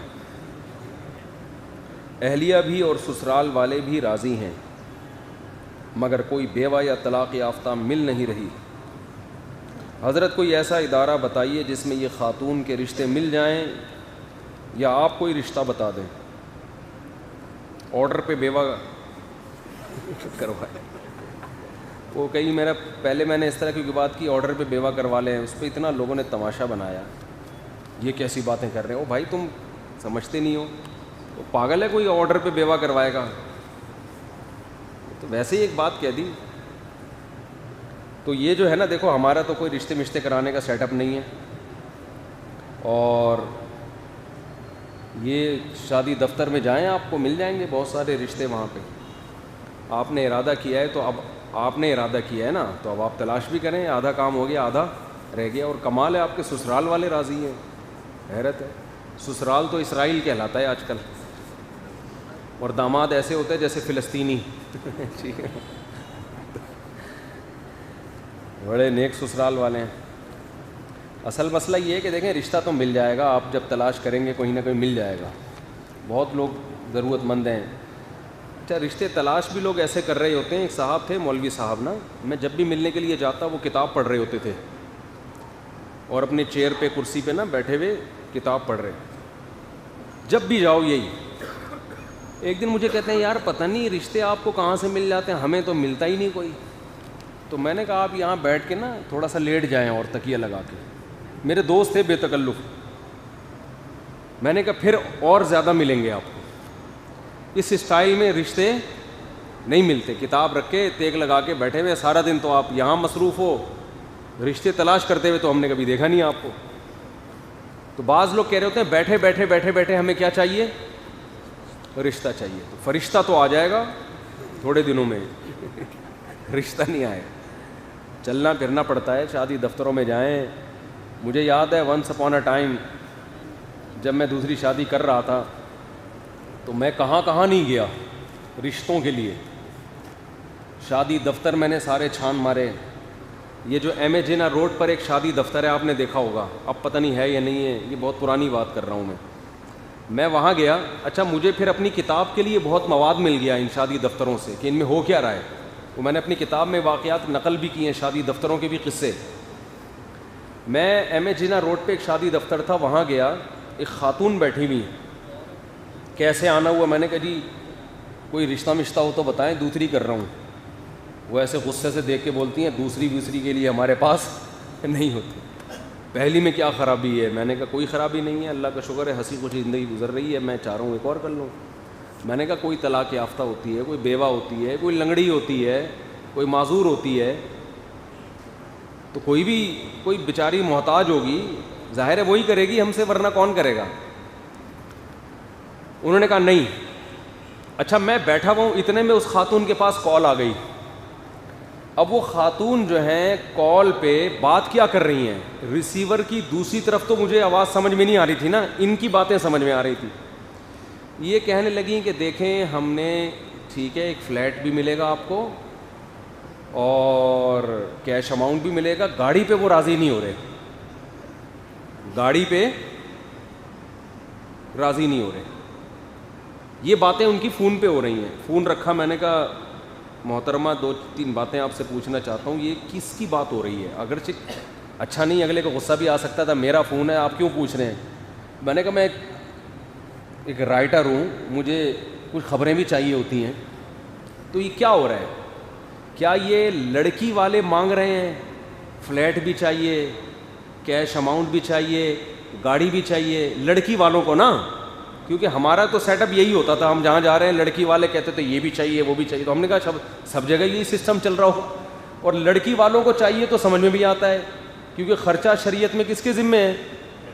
مرد کے ذمہ۔ ان تبتغوا باموالکم، قرآن کہہ رہا ہے پیسے خرچ کر کے رشتے تلاش کرو۔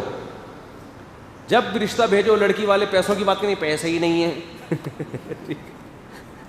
ہمارے حضرت بتایا کرتے تھے نا، ایک مولوی صاحب تھے، ان کی شادی نہیں ہو رہی تھی، یہ میں اکثر واقعہ سناتا ہوں، تو حضرت ان کی نقل اتار کے کہتے تھے کہ میں نے ان سے پوچھا آپ بہت عمر ہو گئی ہے، آپ کی شادی کیوں نہیں کرتے آپ؟ انہوں نے بیچاروں نے بڑا منہ بنا کے کہا پیسے ہی نہیں ہیں۔ حضرت ان کی نقل اتارتے تھے کہ ایسے بیچارے نا چھوٹا سا نہیں منہ بن جاتا انسان، پیسے ہی نہیں ہیں کہاں سے؟ تو حضرت کو ان پہ غصہ آیا، غصہ اس پر آیا کہ ہمارے حضرت کا جو استغنا کا معیار تھا بہت اونچا تھا۔ حضرت نے کو غصہ یہ آیا کہ اگر پیسے نہیں ہیں تو رو کیوں رہے ہو،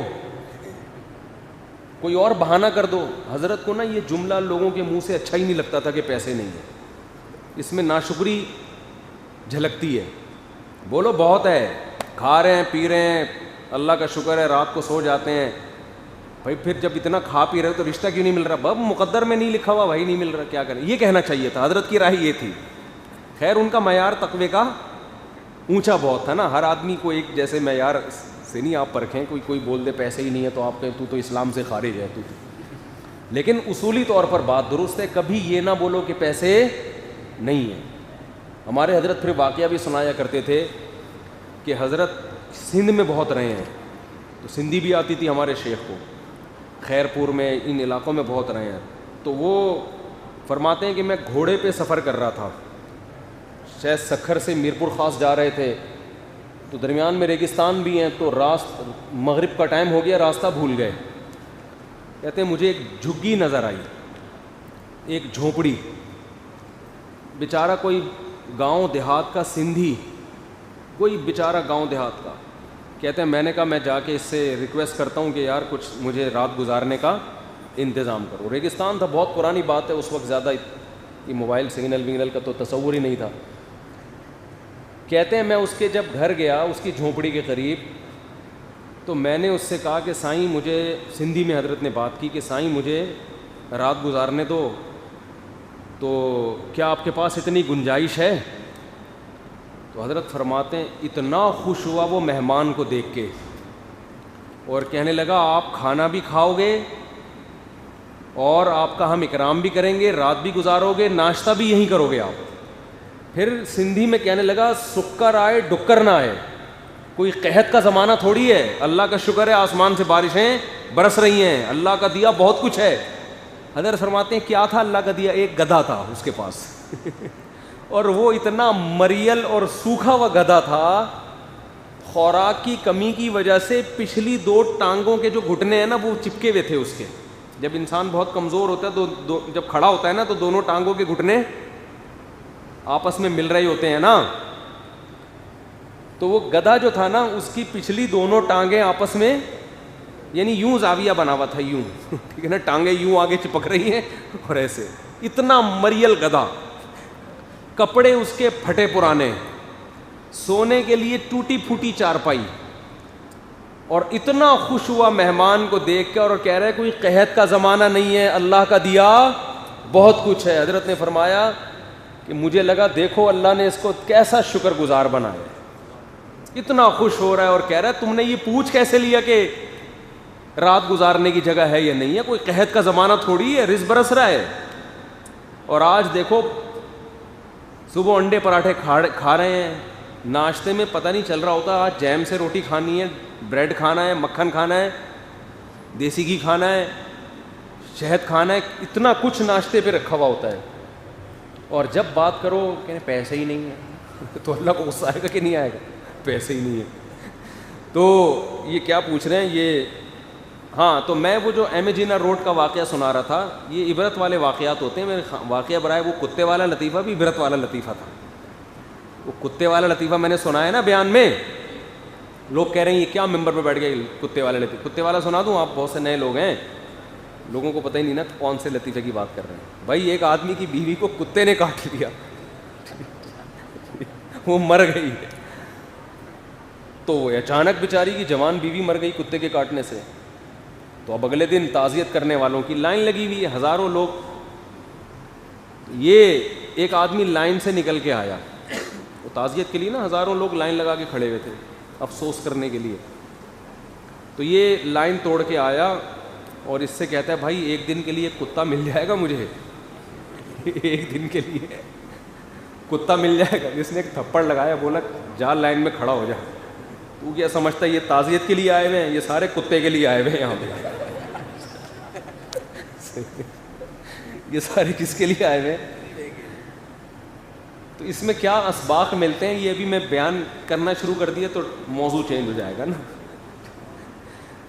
کوئی خاتون بیچاری اتنی بری نہیں ہوتی کہ کتے سے کٹواؤ اس کو جا کے, لیکن بتا رہا ہوں کہ لوگوں کی سوچ دیکھو نا کتنی ٹینشن میں آئے ہوئے ہیں لوگ. اچھا خیر, تو وہ میں ایم اے جینا روڈ کا واقعہ سنا رہا تھا کہ وہ خاتون نا بات کر رہی ہے فون پہ کہ فلیٹ چاہیے, گاڑی نہیں گاڑی پہ راضی نہیں ہو رہے, پیسوں پہ بھی دو پتہ نہیں 2.5-3 لاکھ اور فلیٹ پہ بھی راضی کر لیا. تو میرا خیال یہ تھا کہ یہ لڑکی والوں کا مطالبہ ہے, کس سے؟ لڑکے سے, کہ یہ کچھ ہمیں مہر میں چاہیے.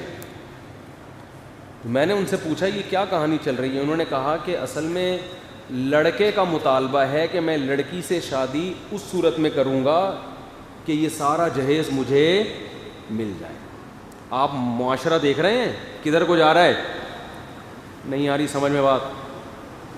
لڑکیوں کو کوئی بھی ڈھنگ کا آدمی مل جائے نا, پوری دولت لٹانے کے لیے لڑکیوں کے ماں باپ تیار ہیں. داماد انسان کا بچہ مل جائے ہمیں, بس کوئی بات نہیں, پیسہ دے دیں گے ہم. یہ چل رہا ہے مارکیٹ میں. اور جو دوسری کے لیے گیا ہوا ہے وہ لنگڑی لولی مانگ رہا ہے. اب فلسفہ سمجھ میں آیا 4 شادیوں کا؟ نہیں آ رہی بات. وہ یہ شرطیں نہیں لگا رہا, وہ تو کہہ رہا ہے میں خرچ کروں گا. تو جب 2-3 شادیوں کا معاشرے میں رواج ہوتا ہے, مرد کا معیار گرتا ہے, عورت کا معیار بڑھتا ہے. یہ واقعہ میں اس لیے سنا رہا ہوں آپ کو. تو میں نے ان سے کہا کہ یہ کیا ڈرامہ ہو رہا ہے, تو لڑکی والے فلیٹ کیوں دے رہے ہیں اس بے شرم انسان کو؟ انہوں نے کہا پہلے ہی بچی لڑکی کی عمر 30-35 سال ہو گئی ہے, اب ایک ڈھنگ کا رشتہ آیا ہے تو اب وہ مجبور ہیں, تو فلیٹ دینے پر لڑکی والے آمادہ ہو گئے.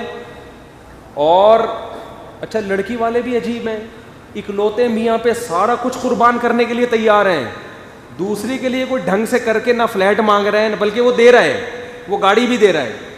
میں نہیں دے رہا, وہ دے رہا تھا, جو بھی دے رہا تھا. یہاں میرے پہ رشتے آئے, اچھا فلیٹ لکھ کے دے دو, صحیح ہے نا, فلیٹ لکھ کے دے دو. تو میں ایک مثال دے رہا ہوں, بہت سے لوگ ہیں جو فلیٹ دے رہے ہیں, جو بہت کچھ دے رہے ہیں. نہیں میاں اکلوتا چاہیے, تو پھر اکلوتا یہ والا ملے گا آپ کو جو ساری تمہاری پراپرٹی اپنے. اور پھر ایسا آدمی کیا بیوی سے محبت کرے گا یار, جو شروع میں ہی کم بخت فلیٹ اور گاڑیوں پہ دل دے کے بیٹھا ہوا ہے. تو اب وہ محترمہ نے مجھے بتایا کہ یہ سب کچھ پہ لڑکی والے ایگری ہو گئے, گاڑی پہ آ کے گوٹ اٹک گئی ہے. لڑکا ضدی ہے, کہہ رہا ہے گاڑی چاہیے, لڑکی والے کہہ رہے ہیں گاڑی ہم افورڈ نہیں کر سکتے. تو میرا خیال یہ تھا, میں نے کہا لڑکی کتنی پڑھی لکھی ہے؟ انہوں نے کہا ماسٹر کیا ہوا ہے لڑکی نے, ایم اے کیا ہوا ہے. میرا خیال تھا لڑکا کم از کم PhD ہوگا جو اتنے نخرے کر رہا ہے. میں نے کہا لڑکا کیا کرتا ہے؟ انہوں نے کہا ٹیلر ہے, درزی ہے. درزی ہونا کوئی بری بات نہیں ہے, لیکن درزی ہو اور شادی تمہاری MS والے سے ہو رہی ہے اور پھر اس سے فلیٹ بھی مانگ رہے ہو, تو یہ بات کھوپڑی میں آنے والی نہیں ہے. لیکن یہ آپ کی کھوپڑی مانے گی اس کو, حالات اسی طرف جا رہے ہیں, سمجھتے ہو؟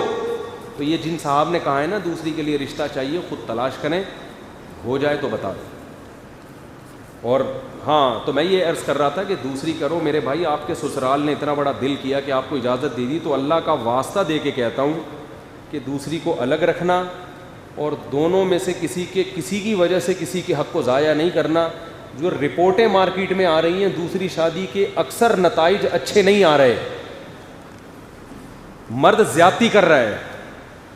میں نکاح پڑھاتا ہوں دوسری شادی کے لیے نا, ایک ہفتے بعد اطلاع ملتی ہے کہ دوسری کو طلاق دے دی. یہ چل رہا ہے مارکیٹ میں. لوگ پھر مجھے تانے دیتے ہیں کہ دیکھو مفتی صاحب آپ 4 شادیوں کی ترغیب دیتے ہو اور اس کا نتیجہ کیا نکل رہا ہے. تو میں لوگوں سے کہتا ہوں میں یہ ترغیب دینا نہیں چھوڑوں گا, کیونکہ معاشرے میں جو برائی پھیل رہی ہے اس کے علاوہ اس کا کوئی آلٹرنیٹ ہے ہی نہیں. بھائی ڈاکٹر کو پتا ہے کہ یہ ہارٹ اٹیک ہونے والا ہے, انجیکشن لگانا ضروری ہے. اب انجیکشن کے وہ سائڈ افیکٹ کو نہیں دیکھے گا, وہ کہے گا یار اب جو بھی ہوگا یہ تو لگانا ہے انجیکشن. تو ہم ان لڑکیوں کو برباد ہونے دے دیں جو بیچاری گھروں میں پڑی ہوئی ہیں. تو ہم مردوں سے یہ کہیں گے, یہ کبھی نہیں کہیں گے کہ مت کرو, ہم کہیں گے کرو, لیکن اللہ کے بندو اسلام کے آدھا حکم کو مت لو, پورے حکم کو لو. دم بھی تو ہونا چاہیے نا. شادی ہوئی ہے, پہلی بیوی نے اتنا دباؤ ڈالا, دوسری کو طلاق دے دی. تو آپ میں جب دم نہیں تھا تو آپ نے کی کیوں ہے؟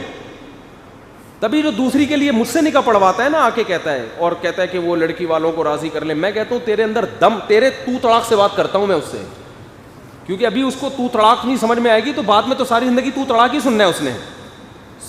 سالے اس کو تمیز سے تھوڑی کہیں گے کہ سنا ہے کہ آپ جناب نے ایک اور شادی فرما لی ہے, وہ یہ تھوڑی کہیں گے.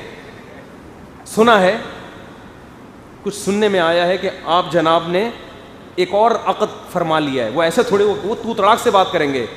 اگر آپ میں دم نہیں تھا تو میرے بھائی آپ کو یہ کام نہیں کرنا چاہیے تھا. نہ پہلی کی زندگی کو برباد کرو نہ دوسری نہیں کرو. پھر اگر یہ دم نہیں ہے تو چھوڑ دو, اللہ تو پوچھ لے گا آپ سے جو پوچھنا ہوگا. لیکن کرنے کے بعد جب ظلم کرو گے, بعض دفعہ پہلی کو لٹکا دیتے ہیں, وہ دوسری سے وہ نئی آئی ہے تو اتنی زیادہ اچھی لگ رہی ہوتی ہے کہ پہلی وہ 6 بچوں کی ماں بن چکی ہے, وہ اب پرانی لگ رہی ہوتی ہے. اس کو وہ کباڑ کا معاذ اللہ کہنا نہیں چاہیے, وہ ان کو کباڑ مال لگ رہا ہوتا ہے, تو وہ اچھی نہیں لگ رہی, اس کو لٹکا دیتے ہیں. اللہ میاں نے اجازت دی ہے برابری کی شرط کے ساتھ, اور نبی صلی اللہ علیہ وسلم نے فرمایا 2 کرنے کے بعد جس نے برابری نہیں کی قیامت کے دن فالج زدہ ہو کے آئے گا اللہ کے سامنے, آدھا دھڑ مفلوج ہوگا اس کا. کیوں؟ ایک طرف مائل ہو گیا تھا تو اللہ اس کی اسی دھڑ کو مائل کر دیں گے. اس لیے اللہ کا خوف کریں. کچھ بہت غلط رپورٹیں آتی ہیں مردوں کی, شوق میں کرتے ہیں اور چسکے لینے کے لیے, اور اس کے بعد جب حقوق کی باری آتی ہے تو پیچھے ہٹنا شروع ہو جاتے ہیں. وہ لڑکی جب دوسری بیوی بنی ہوتی ہے وہ بیچاری کسی کام کی نہیں رہتی, وہ اس کو یہ چھوڑ دے گا تو ایک اور طلاق کا دھبا لگ گیا اس کے اوپر.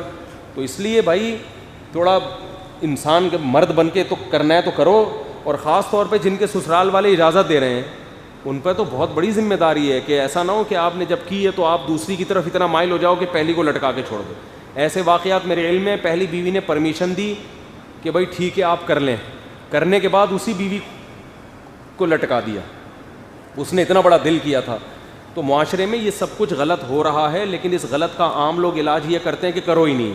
میں یہ علاج نہیں کرتا بھائی, کرو لیکن ان حقوق کو بھی ادا کرو. جیسے ایک بھی کرو نا تو حقوق بھی ادا کرو, یہ تو نہیں کہ ایک کرنا ہی چھوڑ دو. تو حقوق ادا کرنے کی طرف بھی توجہ دینی چاہیے. اور میرا کوئی شادی دفتر نہیں ہے, نہ میں شادیاں وادیاں کراتا ہوں, اور یہ میرا کام نہیں ہے. یہ جاؤ ایم اے جینا روڈ پہ وہیں چلے جاؤ آپ, ہو سکتا ہے فلیٹ بھی ملے, پیسہ بھی ملے اور گاڑی بھی ملے. سمجھتے ہو؟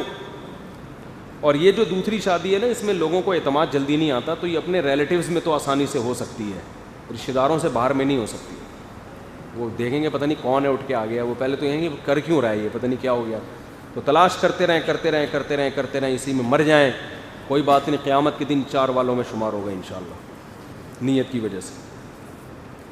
اچھا بھائی, قرآن و حدیث میں لفظ آل کس کے لیے آیا ہے, خاندان والوں کے یا ماننے والوں کے لیے؟ جبکہ قرآن میں آل فرعون کا ذکر ہے اور سنا اور پڑھا ہے کہ فرعون کی کوئی اولاد نہیں تھی, اور درود شریف میں بھی آل محمد آیا ہے.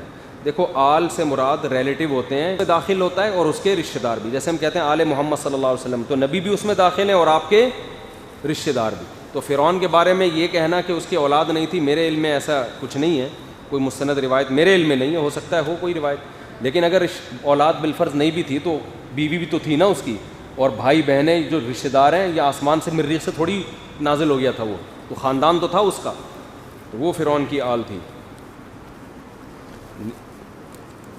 یہ نکاح کے بعد نا آپ سے ایک 5 منٹ کی بات کرنی ہے, بہت امپورٹنٹ, وہ ضرور سن کے جائیے گا.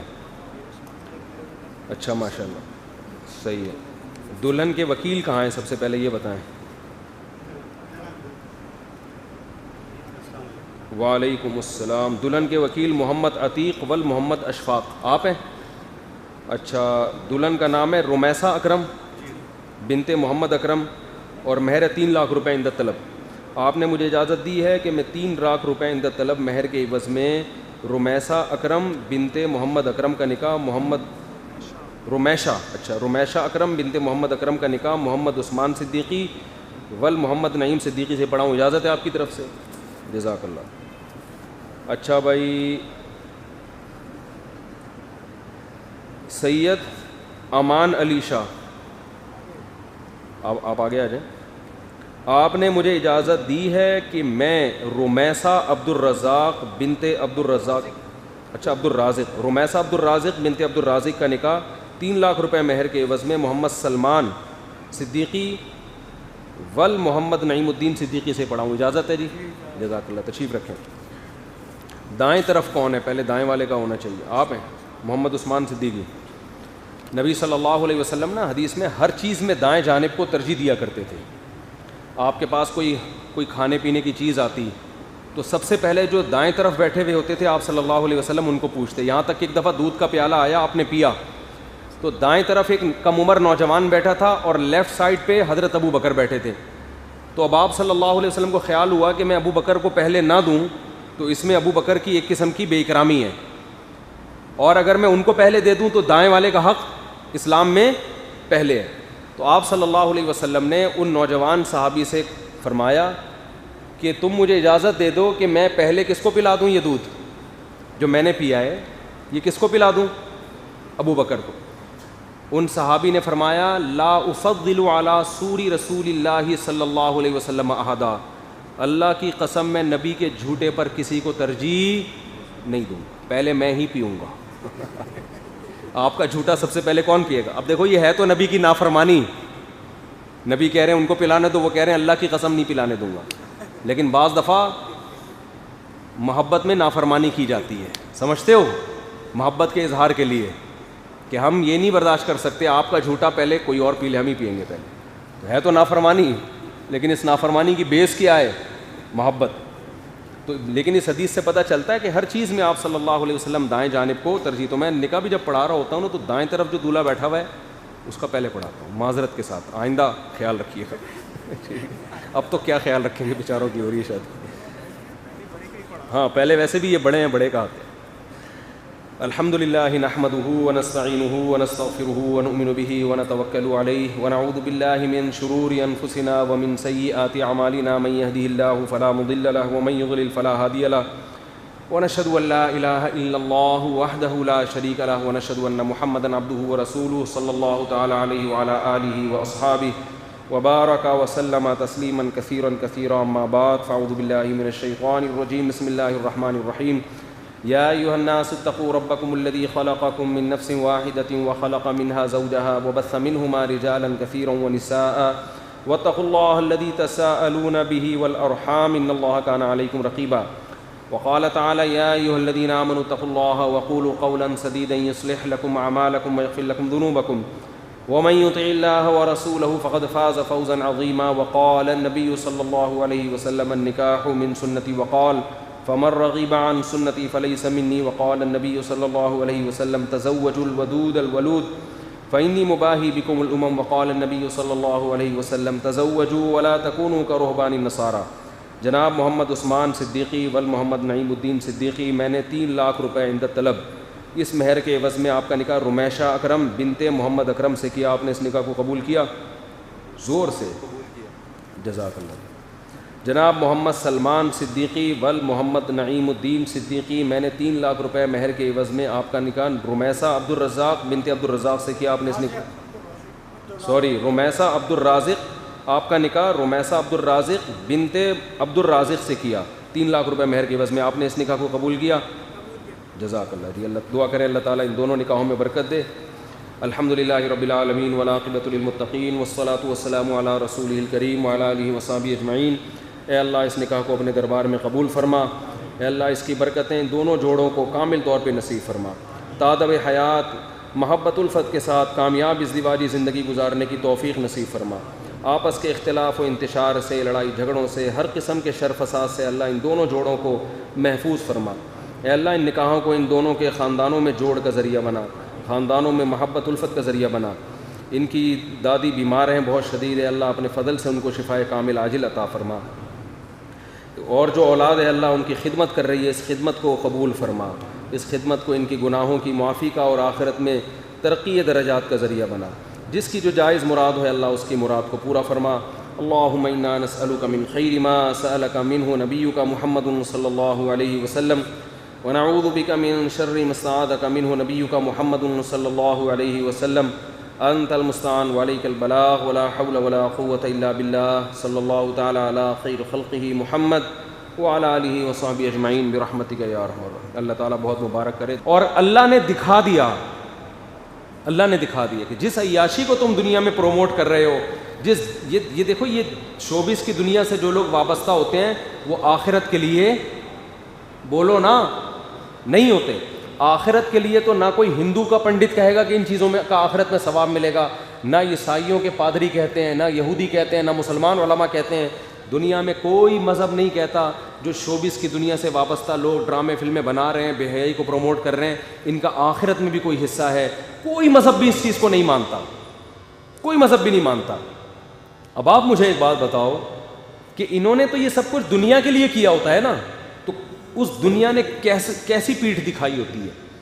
تو وہی حضرت کعب بن زہیر کا شعر ہے، لکنھا خلۃ قد سیق من دمھا فجع وولع واخلاف وتبدیل، کہ یہ دنیا ایسی محبوبہ ہے کہ جس کے خون میں بے وفائی شامل کر دی گئی ہے۔ گرگٹ کی طرح رنگ بدلنا، بے وفائی اور ٹائم دینا، وعدہ کرنا لیکن اس وعدے کی خلاف ورزی کرنا، یہ اس کے بلڈ میں شامل کر دی گئی ہے۔ یہ صحابی رسول کا شعر ہے۔ یہی وہ دنیا ہے جو شوبز کی دنیا سے وابستہ لوگ، کسی کو کینسر ہو رہا ہے، کسی کو ہارٹ اٹیک ہو رہا ہے، کوئی کس طرح سے مر رہا ہے، مرنے کے بعد وہ ساری ترقی جو آسمان کی بلندیوں تک پہنچی ہوئی تھی وہ دھڑام سے نیچے، بلکہ مرنے کیا، بڑھاپے کے بعد ہی۔ جو ہیروئنز بڑی خوبصورت اور جن کو فلموں والے چھوڑتے نہیں ہیں، عورت پہ تو بڑھاپا جلدی آتا ہے۔ آپ کو پتہ ہے گھاس وہ دیر تک قائم رہتی ہے اور پھول بہت جلدی مرجھا جاتا ہے، مرد تو پھر بھی کچھ دیر چلتا ہے۔ جو لڑکیاں شوبز کی دنیا سے وابستہ ہیں، بہت جلد ان میں اٹریکشن ختم ہوتی ہے اور ان کو ایسے مسترد کر دیا جاتا ہے جیسے ٹیشو پیپر جو ہے نا، استعمال سے پہلے کتنا اچھا اور استعمال کے باہر کہاں پھینکا جاتا ہے، ردی کی ٹوکری میں۔ اور آپ ان کی عزت دیکھ رہے ہوتے، اسٹیج پہ ان کو پرانے بوڑھے اداکاروں کو بھی بلایا جا رہا ہے، ان کو ایوارڈ دیا جا رہا ہے۔ بھائی یہ 5 منٹ کی عزت ہو رہی ہے ان کی، بس اس کے بعد ان کو کوئی بھی نہیں۔ یہ ٹی وی کی اسکرین کے سامنے 10 منٹ کی، باقی کوئی نہیں پوچھنے والا ہوتا گھر میں۔ لیکن اس میں اتنا اچھا کلچر دکھایا جاتا تھا، اتنا باپ کا احترام، ماں کا احترام، میاں بیوی کے رشتے کو اتنا اچھا دکھایا جاتا تھا کہ فیملی سسٹم اور مضبوط ہوتا تھا۔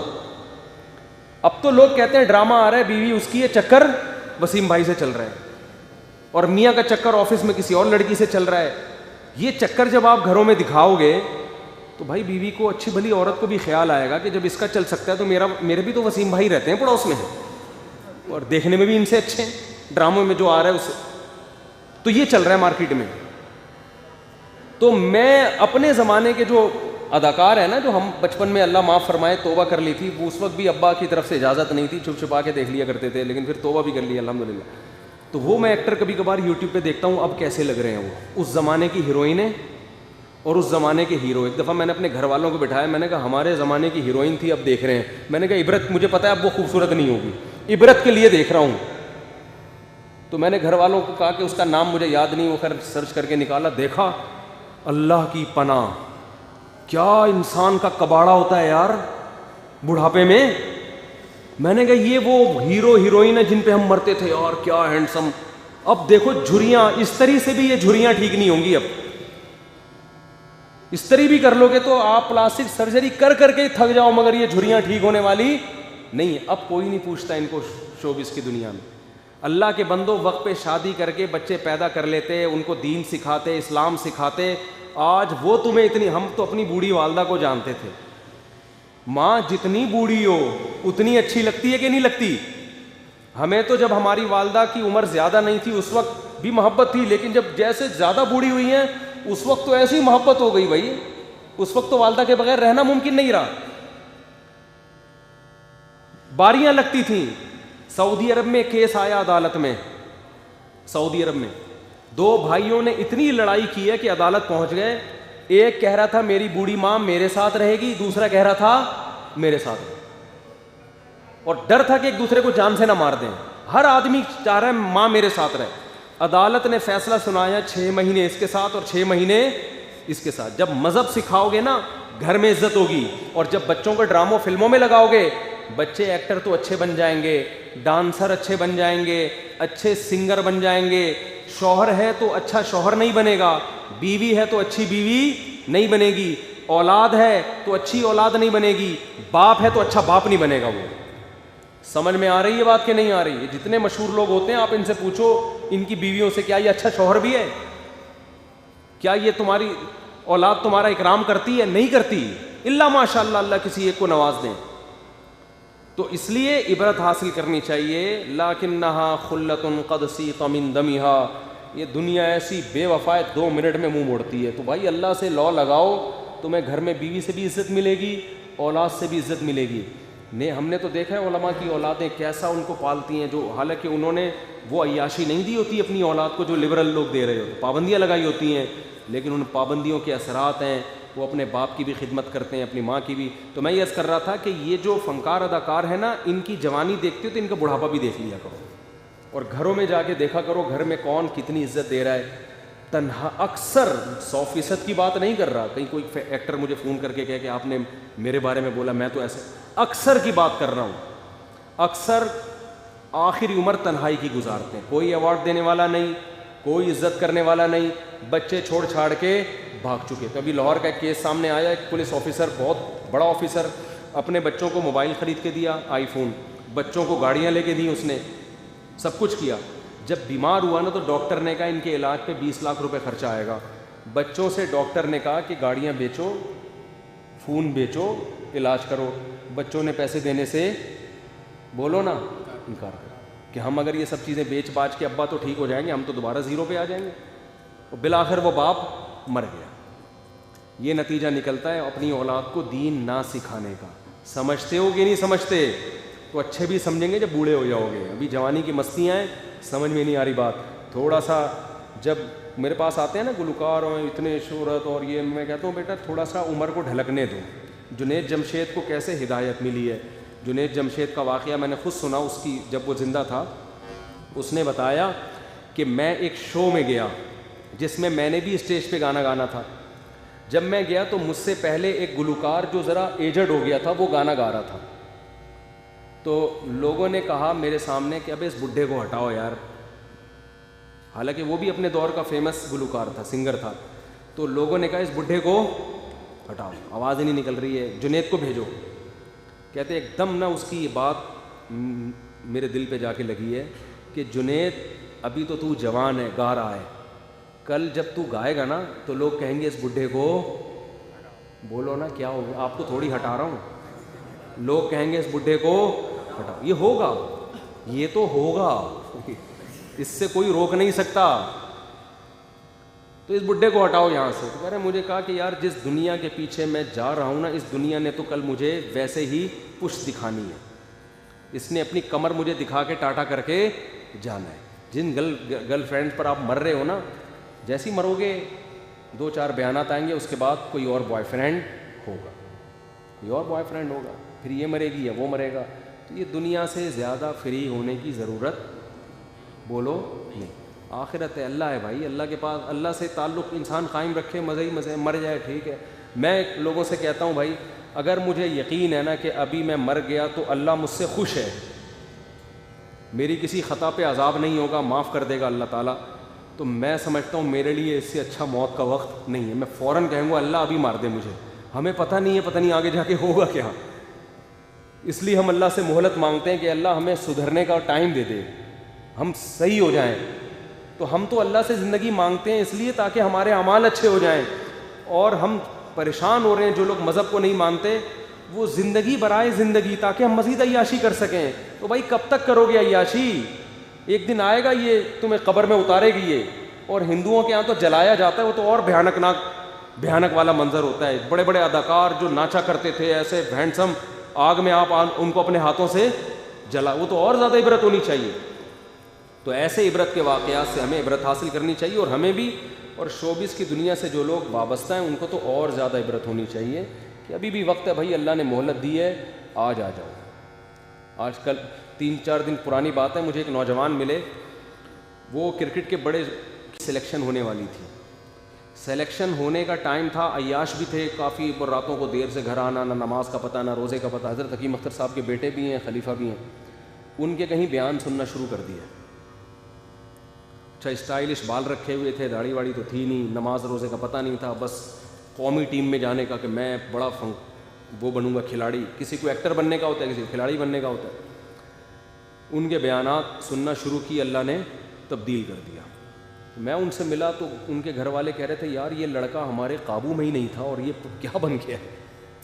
ایسا ماشاءاللہ چہرے پہ رونق ان کی, نماز پڑھ رہے ہیں, زکوٰۃ صدقات. اور کھلاڑی بننا, کھیل کود اسلام میں حرام نہیں ہے, لیکن جو انٹرنیشنل لیول پہ کھیلتے ہیں نا وہ کھیل ہی کو بنا لیتے ہیں مقصود. کھیل کود تو جائز ہے, کھیلو, کس نے منع کیا ہے, لیکن انٹرنیشنل لیول پہ جو کھیلتے ہیں وہ تو اسی کو سب کچھ کر لیتے ہیں.